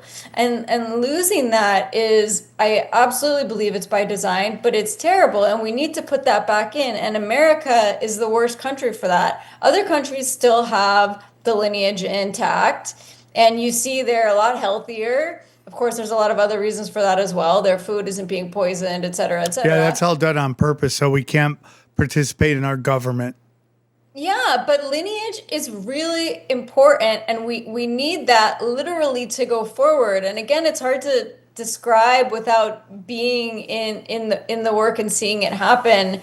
But I'll allow, the field will allow someone's ancestor to stand behind them, and their whole life will change. They'll be empowered.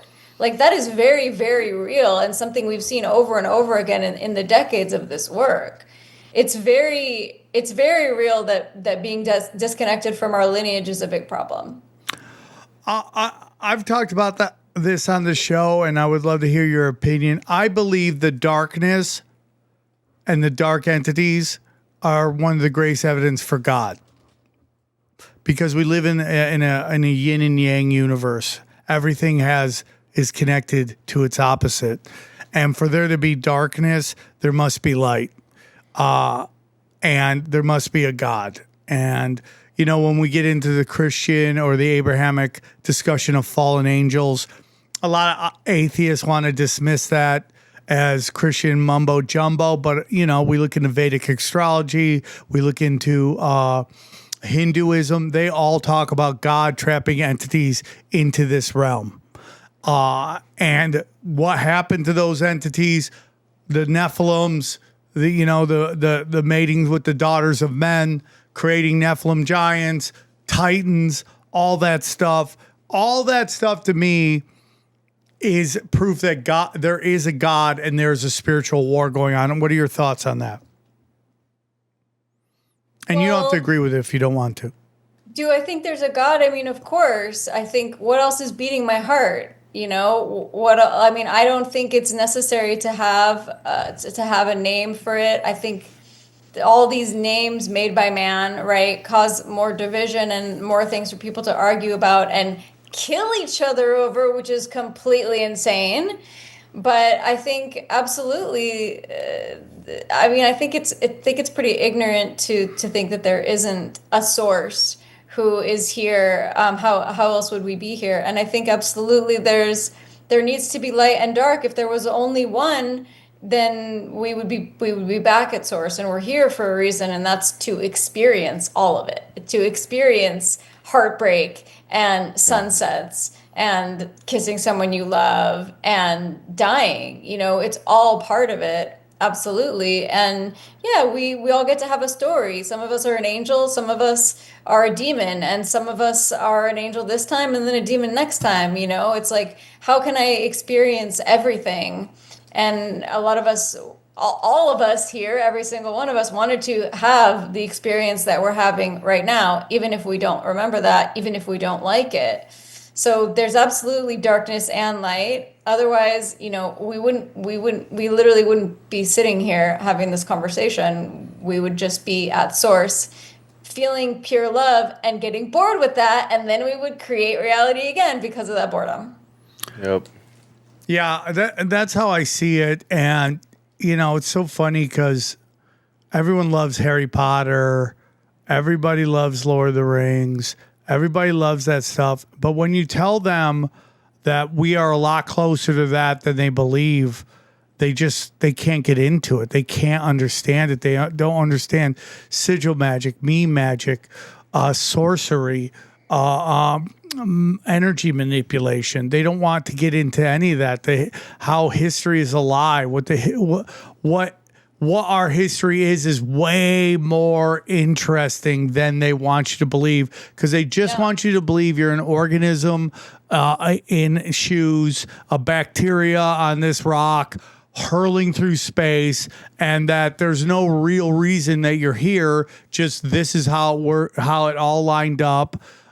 Atheists don't want to believe in any divine design. They just want to be like, it just happened and something bing, bing, pow went bam, boom, boom. And then suddenly that we're here and everything is perfectly interlocked, and everything is important to the ecosystem. We just had this giant storm in Texas. We just had a giant weather manipulation in Lake Tahoe that nobody's talking about. How it went from a sunny day to a tornado to snow in less than 24 hours.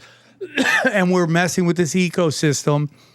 These dark arts sorcerers are messing with this ecosystem that is perfectly balanced.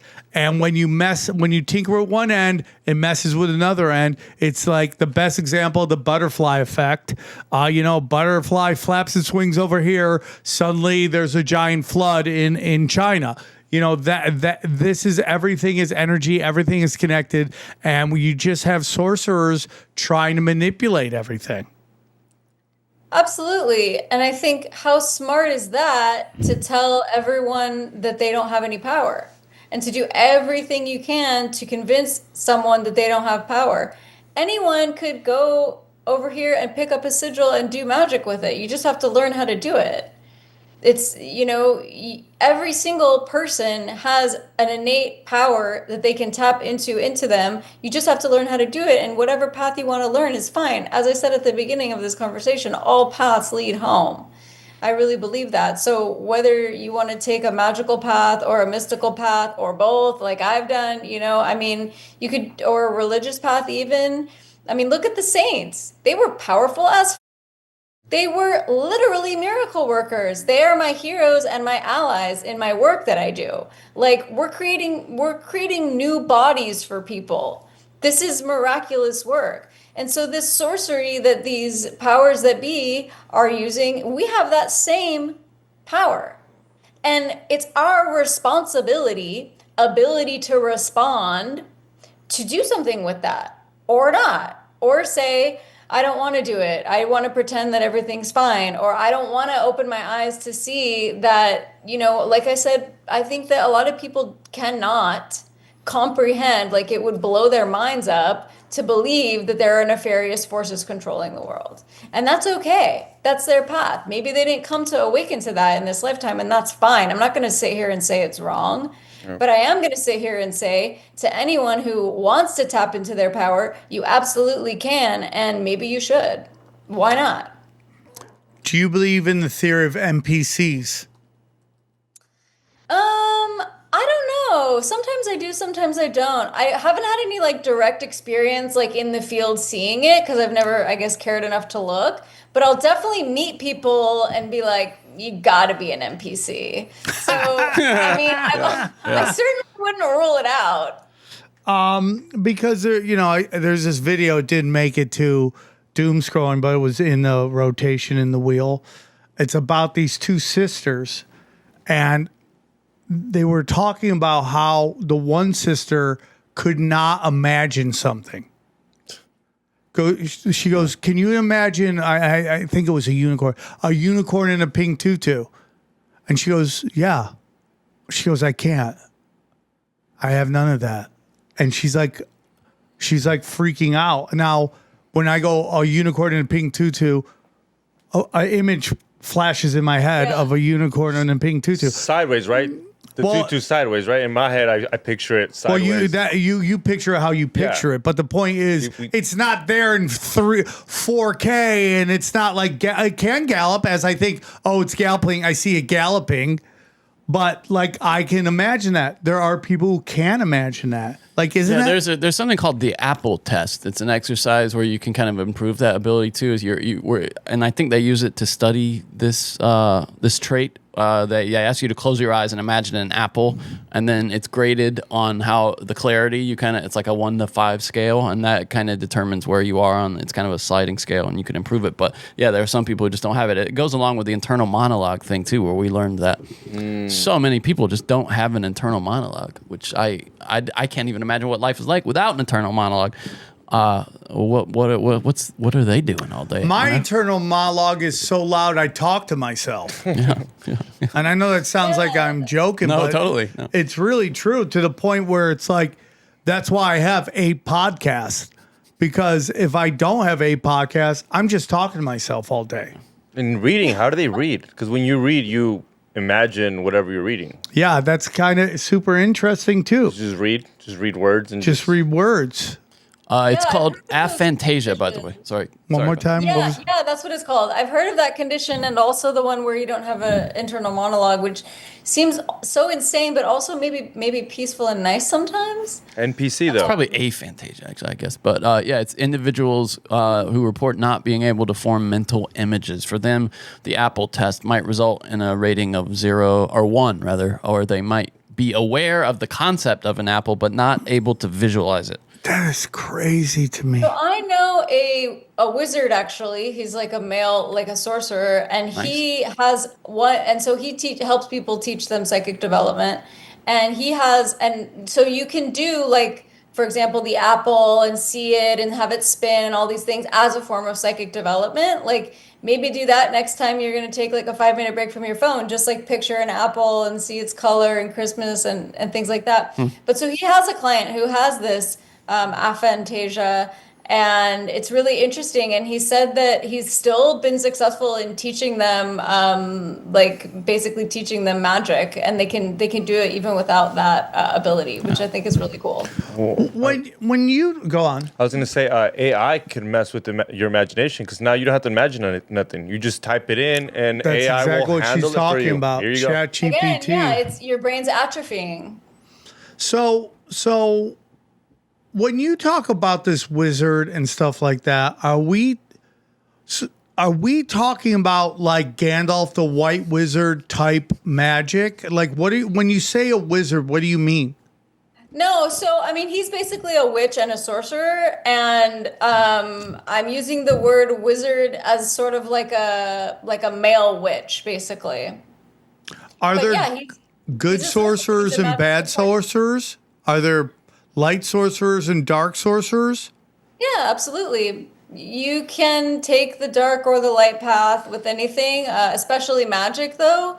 And there's some gray area, and then there's black magic, which is anything that influences someone else, in my opinion. And manipulates them, or even if it's for good? Let's say, like, are you manipulating people by helping them find this kind of psychic ability? So I am, and I'm only doing it with permission. So for example, one thing that I offer, like, if you can't afford to do a healing session with me, the most accessible way to work with me is do candle service. So I will just light a candle for you at a sacred place and basically do like a healing for your intention.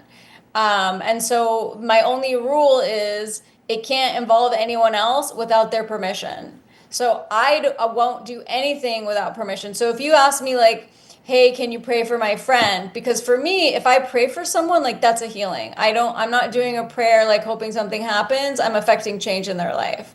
So if you ask me, will you pray for my friend? do I have permission? You know, does your friend want me to pray for them? Because it's a big deal. Like, let's say I pray for them and they didn't want it, and their soul decided they were going to die, and then now they're alive because of something that I did. Like, I'm not okay with that. So I'm very big on permission. The only thing you have permission to do other than for yourself is if you have a child who's under 18. So if you ask me, you know, for your daughter, fine. But for me, I will not affect change in someone else's life without their explicit permission. That's super interesting. You know. I didn't think about that. Like, if you wanted to die, So if you prays want to pray for somebody, you should ask for permission. Yeah, well, I mean, most people praying for them is going to be different than if I'm praying for them. Not that everyone's prayers aren't powerful, but like I'm literally a healer, you know? So for me, a prayer is a healing. But yeah, I think that most of the time, so like, for example, I'm in a group for healers. It's like an international WhatsApp group. If there's an urgency, someone writes in, hey, can you pray? You know, and they'll say, prayers only, I don't have permission for healing or healing, because permission is a big deal. Like, I'm not going to interfere with someone's life. I don't know their journey. That'd be very arrogant of me to just like do something without someone's permission. Yeah, that's a very interesting thing because, you know, the Lost Boys, that famous scene where the vampire can't come in unless you invite him in. And to me, that seems to be a big thing in the occult, right? Like, that's what they get it when you get into revelation of the method and the notion that they tell us what they're doing because if we don't stop them, then the karma's on us, not on them. And then they're constantly giving us clues about what's going on. And as we see with these wars, how they are drumming up support for war, and when they don't get it, it doesn't go the way they want it to. Now, do they still do little things here and there? I do believe so. I believe they do stuff, but on a big level, they need our permission. And like, that's why they're constantly trying to start this war with Iran. But it seems like this is the weirdest war I've ever seen, because this is the first time they haven't been able to get the country behind the military industrial complex like they did with Iraq and stuff like that. Every other war, you saw this kind of build up, this way they kind of manipulate us through propaganda to get us to accept this kind of like a necessary war under the guise of bringing democracy, saving people, regime change, whatever it is. They've used that playbook so much, and through the beauty of the internet, and we could have a real discussion about, is the internet a light tool or is it a dark tool? You know, Tino Sanchez from Tinfoil Hat thinks that they did it to kind of put us in the silo so we all don't get along with each other. Which there is a really strong argument for that. But everything you're talking about lines up with everything. You have to get permission before you could do these stuff, whether it's light or in particularly dark. That is the power of propaganda. That is why they spend so much money on propaganda if you study the rollout of the jabby jib job whatever. Thank you. Because we're trying to put this on YouTube. That was systematically rolled out to convince us that this is what we needed to get done. And it was such a powerful. Yeah, man, there was decades of predictive programming for that. Yeah, I agree. And it was so powerful that people didn't even want to listen to their loved ones, that they trusted people on the television on the television programming, okay? They listened to them over loved ones who would take a bullet for them. Yeah. It's true. I want to say one thing about permission, how you use the example of like a vampire. So someone like myself, I'm very big on permission. I'm not going to do something unless I have permission, but that's because of my moral compass. And if someone has enough power, they don't need the permission. Like that's my choice to only do things when I have permission. But I could one day, and I myself personally won't, but anyone could, who has enough power decide like, actually, I'm just going to do this anyway. I was given a choice like this once where I knew that someone was going to be actually murdered if I didn't interfere. I had a psychic knowing and I couldn't get a hold of this person. And I was like, well, should I do it or not? Should I do the work to interfere and make it so he doesn't get murdered without his permission? Did you save Donald Trump's life? Is that what we're about to? Is that what? Turn your head I right didn't now. save Donald Trump's life. Turn your head. Luckily, I wasn't put in that predicament. But I'll just tell you, like for this instance, I did save the guy's life. I did interfere. That's amazing. Because I was like, I'm willing. He had a young daughter. I just knew because I knew him that he probably didn't want to get murdered. And I decided like I'm willing to take on the karma if there is any for choosing to do this without permission. But if like maybe vampires, and I don't know any vampires, I don't know, maybe they do need permission, but I know for certain that there are a lot of beings who are powerful enough that they don't need permission to do anything, including enter your house. And you can pretend that doesn't exist if you want to, but it doesn't mean it's true. And so in some cases, permission is not needed if you have enough power, and it's just your own choice.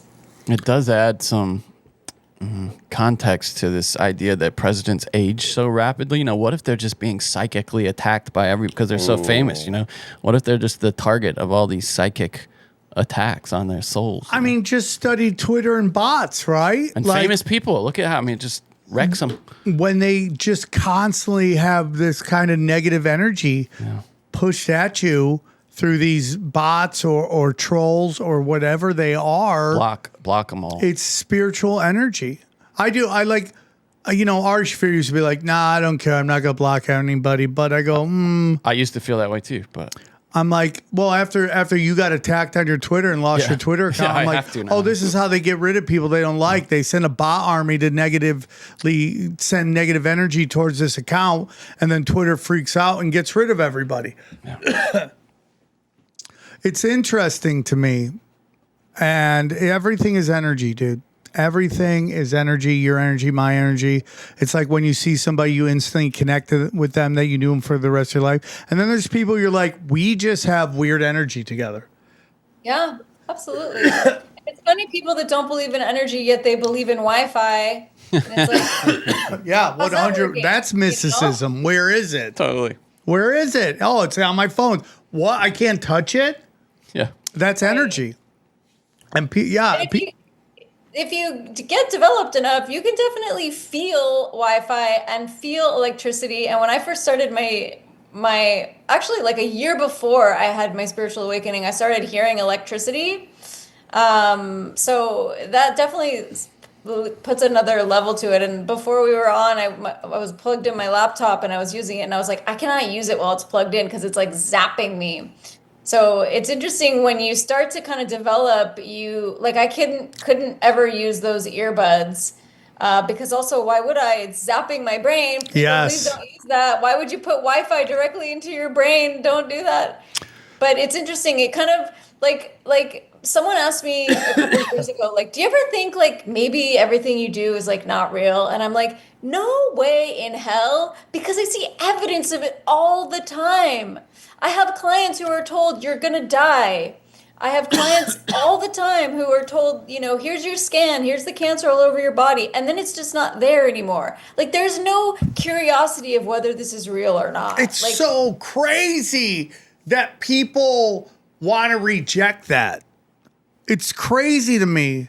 It's so crazy to me they'll go too, watch man. Star Wars and Lord of the Rings and Harry Potter, and they'll totally buy into that, even though it's like meant to be fiction.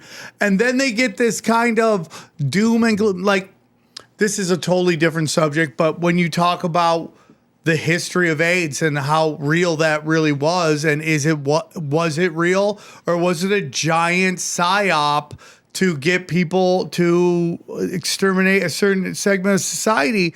And you show people this, especially my gay friends, I'll be like, watch this. And they just get so angry. They get so angry, and they're not mad at me. They'll tell me, they're like, I don't want to believe this because I lost so many people. And you're like, but I'm telling you, like, to save you so you don't find yourself in that same predicament, that this is a giant lie, you know? And I don't know, man. It's like crazy to me how people just don't want to, like, they're so arrogant about their ignorance. That is a real big problem right now. People's arrogance about, they instantly, if you put out a tweet stating a certain fact that you believe is a fact, and it goes against their programming, bro, they come out. It's like Agent Smith comes into them. They just look, and now they're Agent Smith, and they're just Neo. I want to da da da, and they just want to annihilate you, because everyone wants to think they have this great bullshit meter that can detect bullshit, and God forbid something got past that bullshit meter, and it's better to believe in the conformity of power that it is to go, I have to go off on my own. Like I was talking about at a sobriety meeting about the trauma I had when I got cut from my 8th grade basketball team. And it sounds so stupid, but my dream was to be the first white basketball player to play for John Thompson and the Georgetown Hoya, because he was a civil rights leader. He only had black players on his team, and I loved them so much, and I wanted to play on there. And when I got cut from there, it traumatized me into never wanting to trust people to judge my talent. And it's really has wreaked havoc on my career. Today I'm good. We got the show. It's doing amazing. But it's all been done outside of the power structure of entertainment. Was there tryouts for that? What? For that? For the 8th grade basketball team. I got cut. Were they wrong? Were you actually good? That's what I was asking. Were you that good where you were kind of upset where like it was close? I thought I was. I would be open-minded. Like I say in stand-up, it's like, if you don't think I'm funny, I'll accept that. I'm not going to sit there and try to tell you you're wrong about your beliefs on my stand-up. I've done enough in my life. You know, this show has been a top 100 podcast for 7 years, 8 years, however long the show's been going, that in comedy, for me to go, I think I'm okay. But if you don't want to think I'm funny, I'm okay with that. That's totally fine with me. So if they said I wasn't good enough, the big thing was that the guy I was going up against, his father was the drinking buddy of the coach. They used to go to the bar all the time. Oh, there we go. So, and that might just be me looking for an out. But the point of that is, it traumatized me into ever wanting to allow anyone to judge me. And I am bringing that into my life. And that's kind of like, so the whole point of that is like, I've never been able to be the person that's able to work through the power structure of conformity, ever. It's just never happened in my life. I've always been an outlaw. So it's easy for me to go, oh, that's not true. They're lying to you, because that has been my viewpoint since I got cut from that basketball team, you know. But if you're someone who has always been on the dean's list, the principal's list, always told you got gold stars and A+ forever, you have been able to work through the system, because the system has been, can you prove to us your conformity?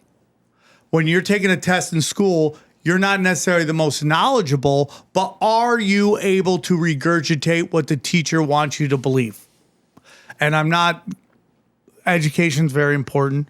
I do worry about some of the stuff that we're taught in these colleges that make people go against their own natural drives, their own natural callings. You know, like when people are like, I don't want to have kids. Okay, I'm fine with that. But why don't you want to have kids? And is it because you want to focus on a career and you think the career is more important than your children? And then the people who did that, and how maybe I think a lot of them are miserable, but they don't want to tell you that because misery loves company.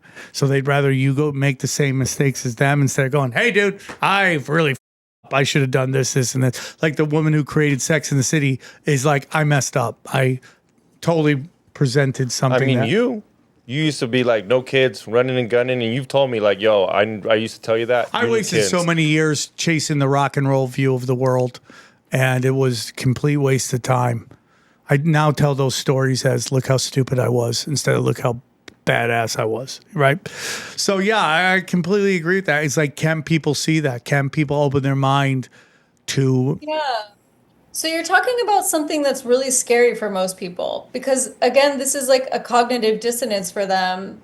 And as you said, a system that's rewarded them their whole lives. So what would be the incentive for them to believe something is different, to become self-aware, to become aware of being programmed? Because it's also like a big blow to the ego.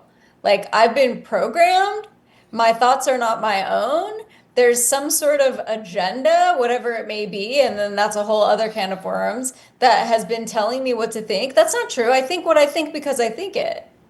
And so this is a big source of cognitive dissonance for people, a big source of like an ego death a lot of times as well. And people can't a lot of times handle that, especially when the system rewards you. Because I'll tell you, as someone who is outside of the system, it does not reward you. Yes, it actually punishes you. Right. It certainly punishes you and it makes your life a lot more difficult. And I'm someone who like, you know, growing up, trying to like work jobs and things, I've got a genius IQ and I've been reprimanded and beaten down for that at every step of the way because I start working somewhere, I'll see the systems that are not running correctly, I'll notice that the boss is doing the wrong thing, I'll try to make things better, and then I get fired. Because I'm going outside the system. Any other person you talk to would say, that's crazy, that's real. You are 100% correct. Johnny, I know I am. It's my lived life experience. No, you're you know? 100% correct. You even see it in sports, Johnny. How many times have you heard an athlete go, they don't like me because I'm too smart? You remember that Florida State safety that was like an All-American and he wanted to go study and then he wanted to come back to the NFL and the NFL did not want him there because they can see through the social constructs of what they want you to do as a professional football player, which is completely and utterly throw your life on the line, your health and well-being, even your possible mobility to possibly be crippled and paralyzed. Myron Rolle, right? Yeah, he played at Florida State. Yeah. And he would constantly talk about how he would hear them complain he was too smart. Oh, they don't want that. Yeah, because smart people can At work, dude. At work. second guess the When you go to manager. work and your manager at the restaurant is not the smartest person in the world, and you see through it, It's the worst. they hate that shit. Yeah. There is a reward for mediocrity. Yeah. Right. So that's a huge part of it. And then there's also the fact that, like I mentioned before, the survival mechanism. Like if I'm going outside the system, I'm going to be excommunicated from the system and the society. And then, like, you know, even though maybe if I'm, let's say, excommunicated from my family or from my job, on a surface level, you can be like, well, it's not that big of a deal. You can go get another job. You can go live somewhere else. In our cellular memory and our genetic memory, we are terrified of that because we can't survive without the system, right? Like we get sent out into the darkness from the fire and we're dead as soon as an animal You're gets so us. right. So we really have that survival mechanism beat into us. And so it's really scary to go outside the system. And it's not, and you know, I see this happen a lot with people who work with me long term and their lives start to really shift. And sometimes they're like, you know, I really got to leave my job or I got to change, you know, I got to leave my relationship or change it or something because they've become aware. They've become aware of things and that's not easy. And it's a lot easier to stay quiet and stay small and keep your mouth shut and pretend that everything's fine. So I think that a lot of times it really is a choice. And again, I'm not judging or blaming people for making that choice because I get it. Like for myself, it's certainly been a lot harder to open my mouth and question things, you know, but it does make sense if you think about it. And for you, you had this traumatic experience and that really shaped your direction. And of course it sucked and I'm sorry that you went through that, but also like, look at the trajectory that it put you on. You might have still today been in this system had you gotten chosen, you know? No, you're totally right. And, you know, I don't know if you know this show. If you don't, you're blessed even more. but I do believe that we live in a mass singer society. Like, and my friend's on that show, and I don't know if you know the Masked Singer. It's an American show. It's basically someone comes out in a giant costume. You can't tell who it is. They sing a song poorly, greatly, and then the judges guess who's singing it, and then they reveal, and it's been on television forever. My friend Ken Young, who is one of the nicest guys you ever meet. I hope the show's on forever. I hope he cashes all the checks and makes all the money. This is not a negative thing. I love him and I'm happy for him. He's on a successful show. But that show is Idiocracy. It's Idiocracy. It's the dumbest show, dude. And it symbolizes the state of our culture right now. We're watching a lot of these crowd work comedians work, and then I'll let you go. I won't keep you all day. These crowd work comedians, and there's this new kid. He's selling out theaters. He's doing his act in auto-tune. He's doing crowd work in auto-tune. What? Yeah, he's auto-tuning it. And there's some people. What do you mean by that? He's pitch correcting his voice while he does crowd work. But is he singing? What is your name? Okay. Can I have your number? And everyone goes crazy. And it's like, it's really brilliant to know that the auto-tune crushed in music. Why wouldn't it crush in comedy? So weird. And I guarantee you there's people that are really upset about it because it seems like a cheat code. I'm fine with it. Whatever you got to do to make it. I'm super happy for you, kid. I hope you crush it. You're doing huge numbers. But that is the society we live in right now. It is what's the word I'm looking for? It is, I mean, like, you use these terms, it comes off like it's a negative connotation of what I'm saying, but it's just keep it simple, stupid. Mm-hmm. And it's the simplest form. It's the most easily digestible.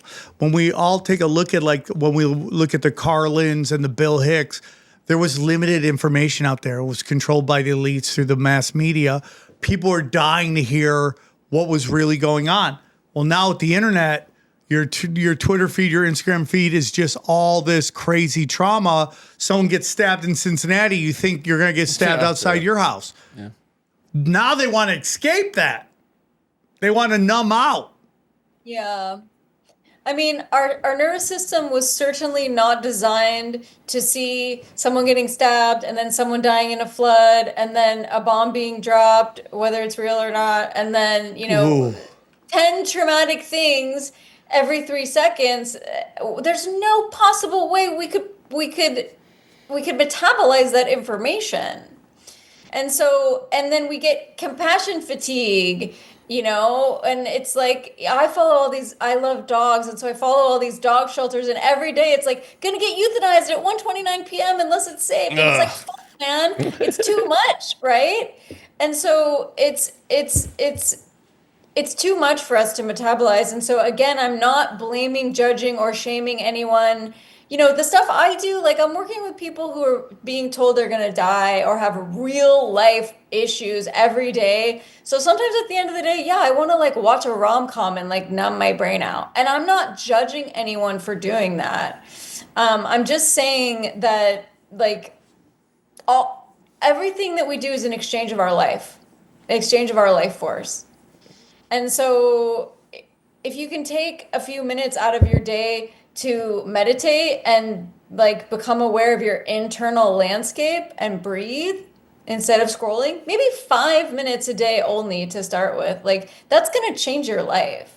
If you can spend your first 5 minutes of the day inside of your own brain before you look at your phone, you're going to be attuned to, like, the field of your own intelligence, not the field of the matrix and whoever's inside your phone that day wants to tell you. So I'm not shaming or blaming anyone. I'm not either. Yeah. And I know you're not either. I just can sometimes come off like that because I'm bullying people into becoming self-aware. Yeah. But I think, learn discernment. And I'll tell you, in the past couple of weeks, every single ad I've seen on Instagram, which is the only platform I'm on, has been AI. And nobody seems to notice that. Nobody seems to notice that the voice isn't matching up to the lips and that it's a fake human being. And I want people to notice that so you can make your own choice.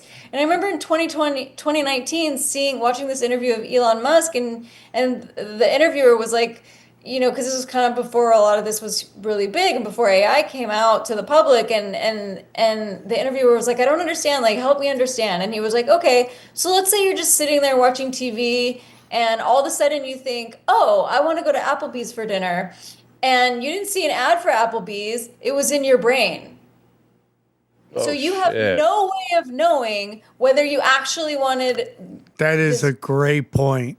Body autonomy. Or Everybody's for body autonomy until it's certain things, right? That is, like, everybody's for body autonomy until it comes to the government, and then through programming, they just are. Yeah, I don't care. Put ads in my fucking head. Make me take a. It's unbelievable. The state of California is the worst of that. The worst. Yeah. So, like, please spend a little bit of time and energy cultivating your discernment. You don't have to listen to me. You don't have to listen to anyone. I want you to listen to yourself. But most people don't understand how to do that. And they think like I'll teach people how to, like, intuitively eat. And they'll be like, well, I intuitively want to eat cookies all day. No, you don't. That's your emotional body. Your emotional body wants to eat cookies all day. So learning your discernment and how to know, like, what's going on and what your thoughts and feelings are telling you is just so, so important. So when you see a story or an ad or hear your friend talk or whatever it is, you can know, like, you know, this is actually not true. And maybe it's even a thought in your own head. What about that? What about all the thoughts in your own head that maybe say, like, you're a piece of shit, you don't deserve this good thing? We've been talking about that. Like, how many of your thoughts are actually your own real thoughts? Or what she's talking about, like Neuralink. Imagine if you have, like, the basic and they throw ads at you because you have the basic Neuralink. So unless you go premium. Oh, that's so hilarious. Go ad free. That's in the new Black Mirror. Is it? Yeah. Well, it's something like that where there's this woman has a stroke and her life is saved by this technology that simulates a portion of the brain. Spoiler alerts for Black Mirror. And they slowly force her to get upgrades to pay for more and more upgrades, or she gets these ads beamed into her brain directly. You know, it's because it's ad supported then. It's a nightmare. And it's coming. It is absolutely coming. Yeah, because, I mean, it's just like everything. When Netflix started, it was like no ads. Or you could give it to everybody, and they just, little by little, they're like, oh, no. You can only have it on 3 TVs, 3 accounts. Drug dealer gives out free drugs, get everybody hooked. Yeah. Yeah, absolutely. And if you think social media is free, then you're the product. 100%. Jaya, this has been great. This has been great. One more time, tell them where they can find you. So you can find me on Instagram at Jaya Simrit Kaur, and from there you can click on the link in my bio to learn about working with me. I have a group container coming up. I also do one-on-one. Come see me and we'll work some stuff out. All right, perfect. This has been an explosively awesome episode. Let's break it down. All right, guys, what did you think of her? Dude. What did you think of? That's a name. What did you think of? Good luck. Come on, aren't you sidekick? Jaya! Godspeed. Jaya! I wanted to call her Yayo. Yayo. What Reminds did you me think of that pure song. cocaine? Remember that song from Slumdog Millionaire, Jai Ho? That's what I was saying. Jai Ho. Jai Ho! I loved her Conspiracy Smoke Show. Oh, easy. I enjoyed it. I thought it was a great conversation. She knows. I feel like we didn't go deep enough. I feel like I'm going to get yelled at by Mark. Sam, why did you ask her about the priest battling demons? I tried. It just... Sometimes you don't get there, dude. Sometimes the conversation goes where it needs to go. Yeah. Facts. Yeah, I have no complaints about that conversation. I enjoyed it a lot. I might have gotten a little too political earlier. I feel like in both episodes that we did over the last week, I made statements that I saw kind of the guests kind of shift. Yeah. When I was talking about how the paraplegics are the real N-words, he goes, Yeah, sometimes you forget that we are in our own kind of bubble where we kind of go hard. Do you know what I mean? Like, you go hard.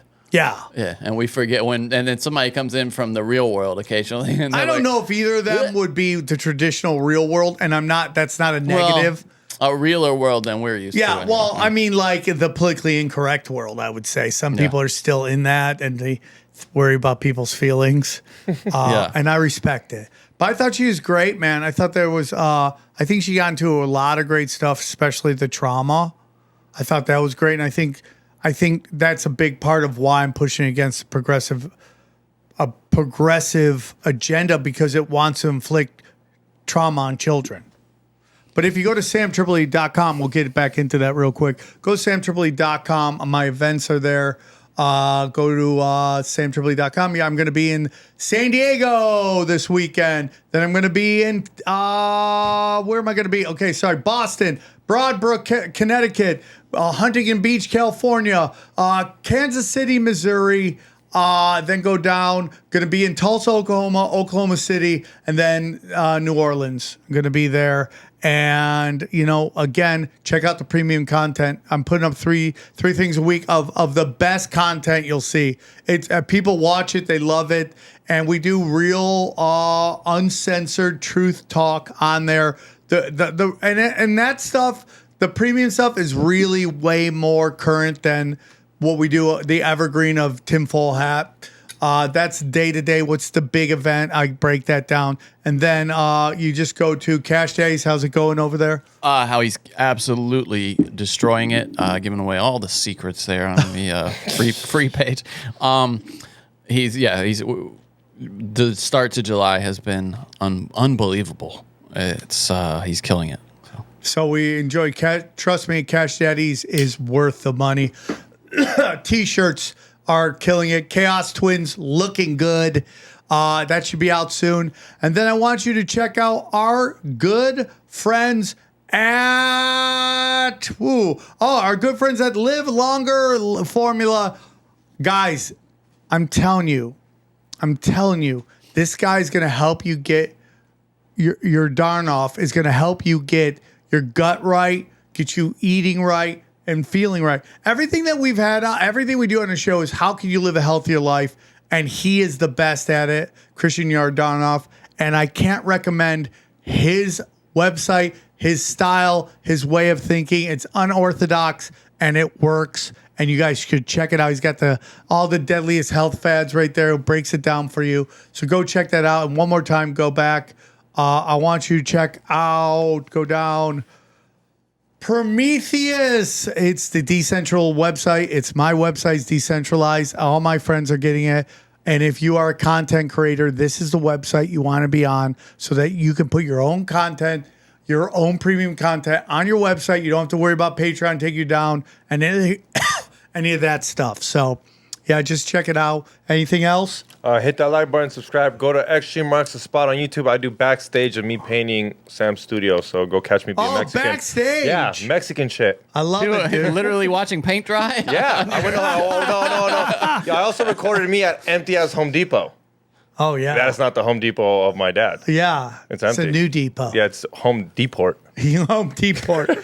And Johnny? Check me out on Twitter at Johnny Woodard. I'm arguing 24/7 on there. Check me out. Yeah, I thought it was a great episode. I thought you did great. I would really like, no matter what your religious or spiritual beliefs are, to be open-minded that there's more going on and that isn't challenging everybody's beliefs. This is a place where everyone gets to talk, and I thought it was great. Anything else, guys? I felt left out. Well, why? 2 psychics and me. No psychic power here, You have Johnny. Mexican psychic abilities. You got psychic. You can sense when ice is near. Oh, that's yeah. It starts my Guys, stop. I sense authorities coming. You know that feeling when Dodgers fans are about to beat the shit out of some guy from San Francisco?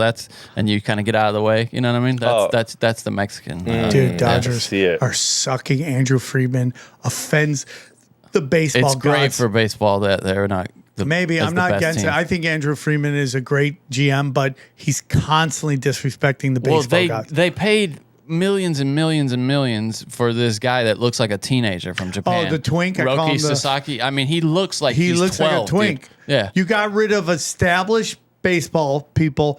The biggest thing, and I know, but nobody wants to hear baseball talk here, but Johnny and I are talking. Yeah, sorry, sorry about this, but. You got rid of players from your World Series winning team and brought in other players. You ride with the guys that got you there. By the way, that didn't work. The Braves did exactly that, and it took them into the depths of hell. So you can go wrong either way. To be fair, the number one pitcher at Detroit is the guy that won Game 1 for us. Yeah, well, there's no reason to get rid of him. This Japanese twink or Korean twink, he's so bad, dude. Right, Rookie, the guy you got, he's just the most you can hope for is that he turns into him. He looks like he's moments away from breaking out into tears. I just think he goes home and just grabs his Pokemon and just cries. He doesn't. He looks like as soon as he's off camera, he's about to weep. And that's why they're hiding him, because he's probably fragile right now. He can't handle the heat. You gave him too much money too early, dude. Anyways, enjoy these highlights. Here's a clip from the latest Broken Sim. So this guy just goes on like this, just spewing bullshit. And then at the end, he does an appeal to authority. He says, yeah, and you just have to trust the hundreds of thousands of meteorologists and I mean, all these people with degrees. It's been demonstrated over and over. Brian Callen sent me a picture of his kid in a tinfoil hat. And I go, Brian, how are you surrounded by so many incredibly intelligent people, yet you love to keep your head deep in your ass? And in fact, if that company could produce rain like that, believe me, they would be making a lot more money. They'd be like NVIDIA or Google because they would have the power to create this rain wherever you needed it. And that's not what they do. I don't think he's dumb. So they're talking about just increasing it a little bit. He just thinks we're dumb. So you're going to see a lot of discussion online about cloud seeding. What do you think there's going to be more discussion on? Cloud seeding or people dying from floods that show up out of nowhere quickly? Yeah. That it is a small scale technology. That guy with the mullet is a mass murderer.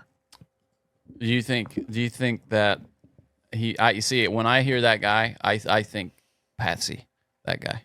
I think that guy's a patsy. He's just out there to cover. He's taking all the arrows. That's what I mean. Yeah, he's a patsy. He's maybe he didn't even know he was doing that. I don't think he. I think he's just out there. But the truth of the matter is a face for this. Listen, if you are chemically making something, let's just not even say it's an illegal substance. Let's just say somehow you came up with a way to make your own paint, right? You're gonna make paint.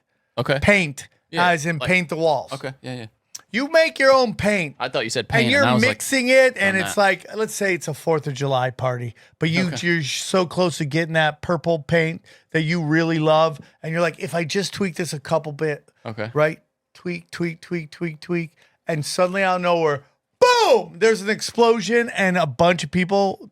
You get done for that. You get hit with that. A paint explosion? Yeah, I'm just trying to. And you made people purple? No, they passed away. You killed people making a color of paint. Are we allowed to say that on YouTube? This crappy ass platform. Yeah, I don't think we should. I'll fix it in there. Okay. Yeah, you kill somebody. You kill a couple people because your homemade paint explodes. I think it's shmooicide. You can't say like offing yourself. Shmooicide. You can't say that kind of. So. These are, by the way, we should say anything to do with cloud seeding, etc., is a harmful conspiracy theory, and we find them just reprehensible. Well, I mean, he's talking about cloud seeding. Why can't we talk about it? Because we say it's evil? Exactly, it is evil. It's a horrible conspiracy theory to even talk about, Sam. We just Johnny, why'd you bring me there then? We want to clarify. I was so accepting of his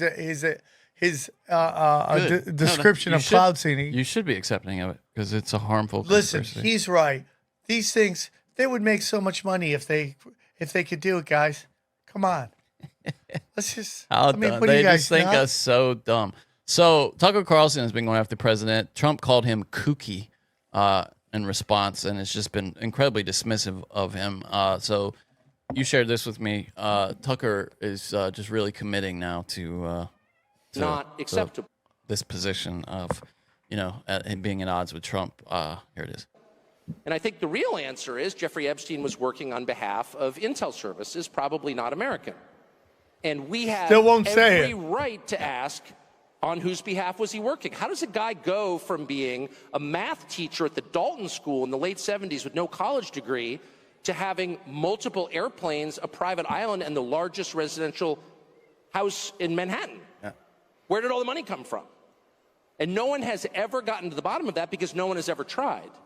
And moreover, it's extremely obvious to anyone who watches that this guy had direct connections to a foreign government. We know he one's did. allowed to say that that foreign government is Israel because we have been somehow cowed into thinking that that's naughty. There is nothing wrong with saying that. There is nothing hateful about saying that.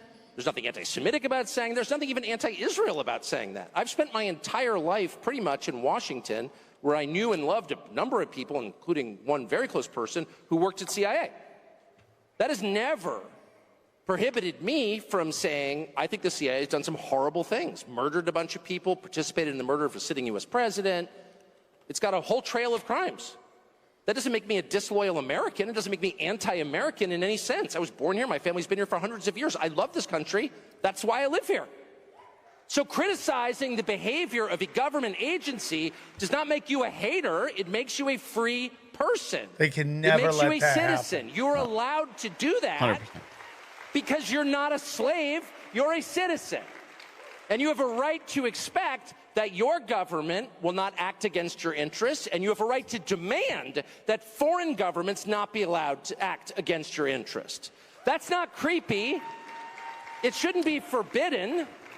And yet all of us have trained ourselves to believe that you can't say that somehow, that that's like too naughty and forbidden. And the effect of making that off limits has been to create a lot of resentment, and I'll say it, hate online, where people feel like they can't just say, like, what the hell is this? You have the former Israeli prime minister living in your house. Yeah.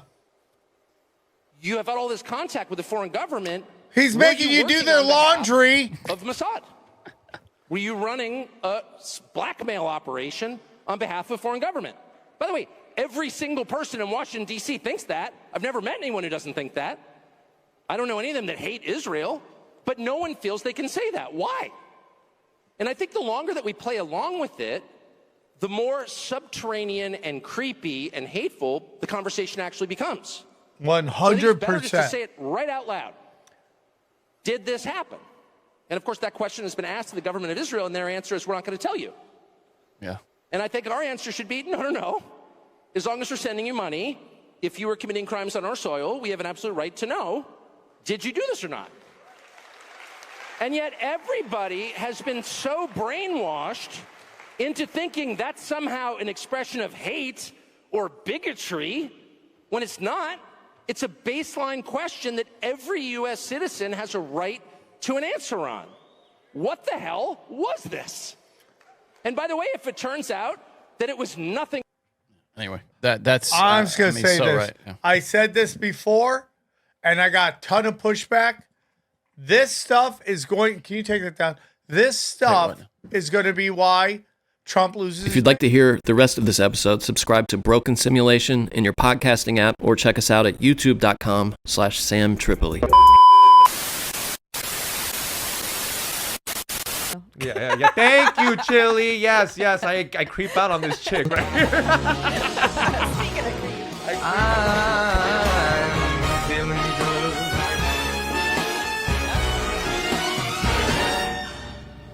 I mean, Oh, she's throwing it back with no legs. That's crazy. that is crazy. What are the comments? Is that Spanish? Yeah. Are they creepy? I don't know what they're saying. She says it's humor. That's what she said. That's her comment. It's humor. She said, Dios me quitó el poder de andar, te quitaré las ganas de. He's like, God took away my right to like move and stuff, and I'll take away like that you want it. I mean, at least she's positive. Would? Me? You know Sam Tripoli would. I would. I know half the chat would. You creepy motherfuckers. Y'all know you guys would go follow her. What's her at again? I don't know. Go follow her, guys. Give her at. Tell her actually sends you over there. There's no picture. Oh, dude, that's her. That's her thing. Pull that up, Chili. Pull it up big for the homies. Come on, Chili. Come on. All you creeps. Come on. There you guys go. Look at that, bro. That's real. Imagine how much slutty she'd be if she had legs. Is that like? It's not AI. No, this is legit her. Are you sure? Yes, I'm sure. Click on him, Chili. She gonna arrest you with those legs. Yeah, maybe. Oh shit. Oh. Oh, dude. They look at all the hearts. It's so easy being a girl. She's living her best life, believe it or not. Without those 2 legs, she's still living her best life. Yeah, I thought it was AI. Like maybe the AI had her Girl's living her best life. Because I mean, you could literally crop it. You know what I mean? Like it's just. You can't crop her legs out to this. Those are really missing. Those are really missing. That's not cropped out. That's no edit. That looks cropped. That's no edit work. That's great. Good for her, though. Doesn't even need legs. She's killing a it. big butt. She got it, dude. Do you know any guys that would pay for that? Half the people in the chat room are gonna pay for that. Oh, my bad. But yeah. You know where you can't put her at? No matter what. If I had that one sexy bed I was telling you about.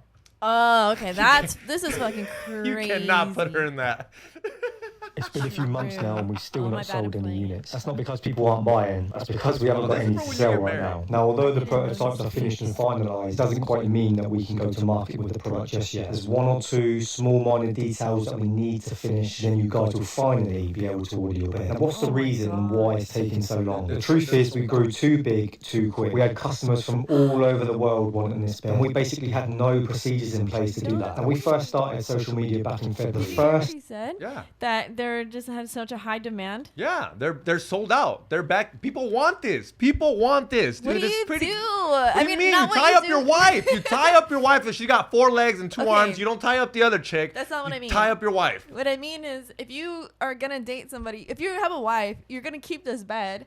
How do you, like, if you're on a first date, or not a first date, okay, if you're on like that level of dates where you're gonna go to the bed, and then you see that bed, This is it. Okay, I'll be honest with you. This is it. This is very like, I would be like, what the into? I'm BDSM. leaving. BDSM. This is straight BDSM activities. This is, what's that movie? 50 Shades of Black? 50 Shades I of never Grey? watched that. You never watched 50 Shades of Grey? No. Even I watched that gay shit. Yeah, that's what I thought Sinners was gonna be. But I want one of these. But you're right. No, you're right. You're 100. I mean, what no, do no, you do? no. You What have do to hide mean? it. Tie No, my but I wife mean, up. like, you would have to hide it. From who? Like, if you date somebody, like if you're on a date, Okay, you're I gonna say get no. That's what I'm divorced. saying. This is for married people, married couples, married couples that've been together for 2 or 3 years. Cause you're right. If I have this and I bring some could chick just get over for pissed one off. night stand, this chick is gonna think I'm gonna murder her. That's what I'm saying. No, you're right. What would you do? Okay, Chili. Oh my gosh, I'd be terrified. What would you do if you went on a first date? For some reason, you guys are vibing out. Y'all great. He loves you, all right. For some reason, you might not even hook up. You might not even hook up. Bar's closed. He's like, no strings attached. Or if he lives like in a studio. Let's go back to my studio. I got a couple Pacificos over there. IPAs if you want.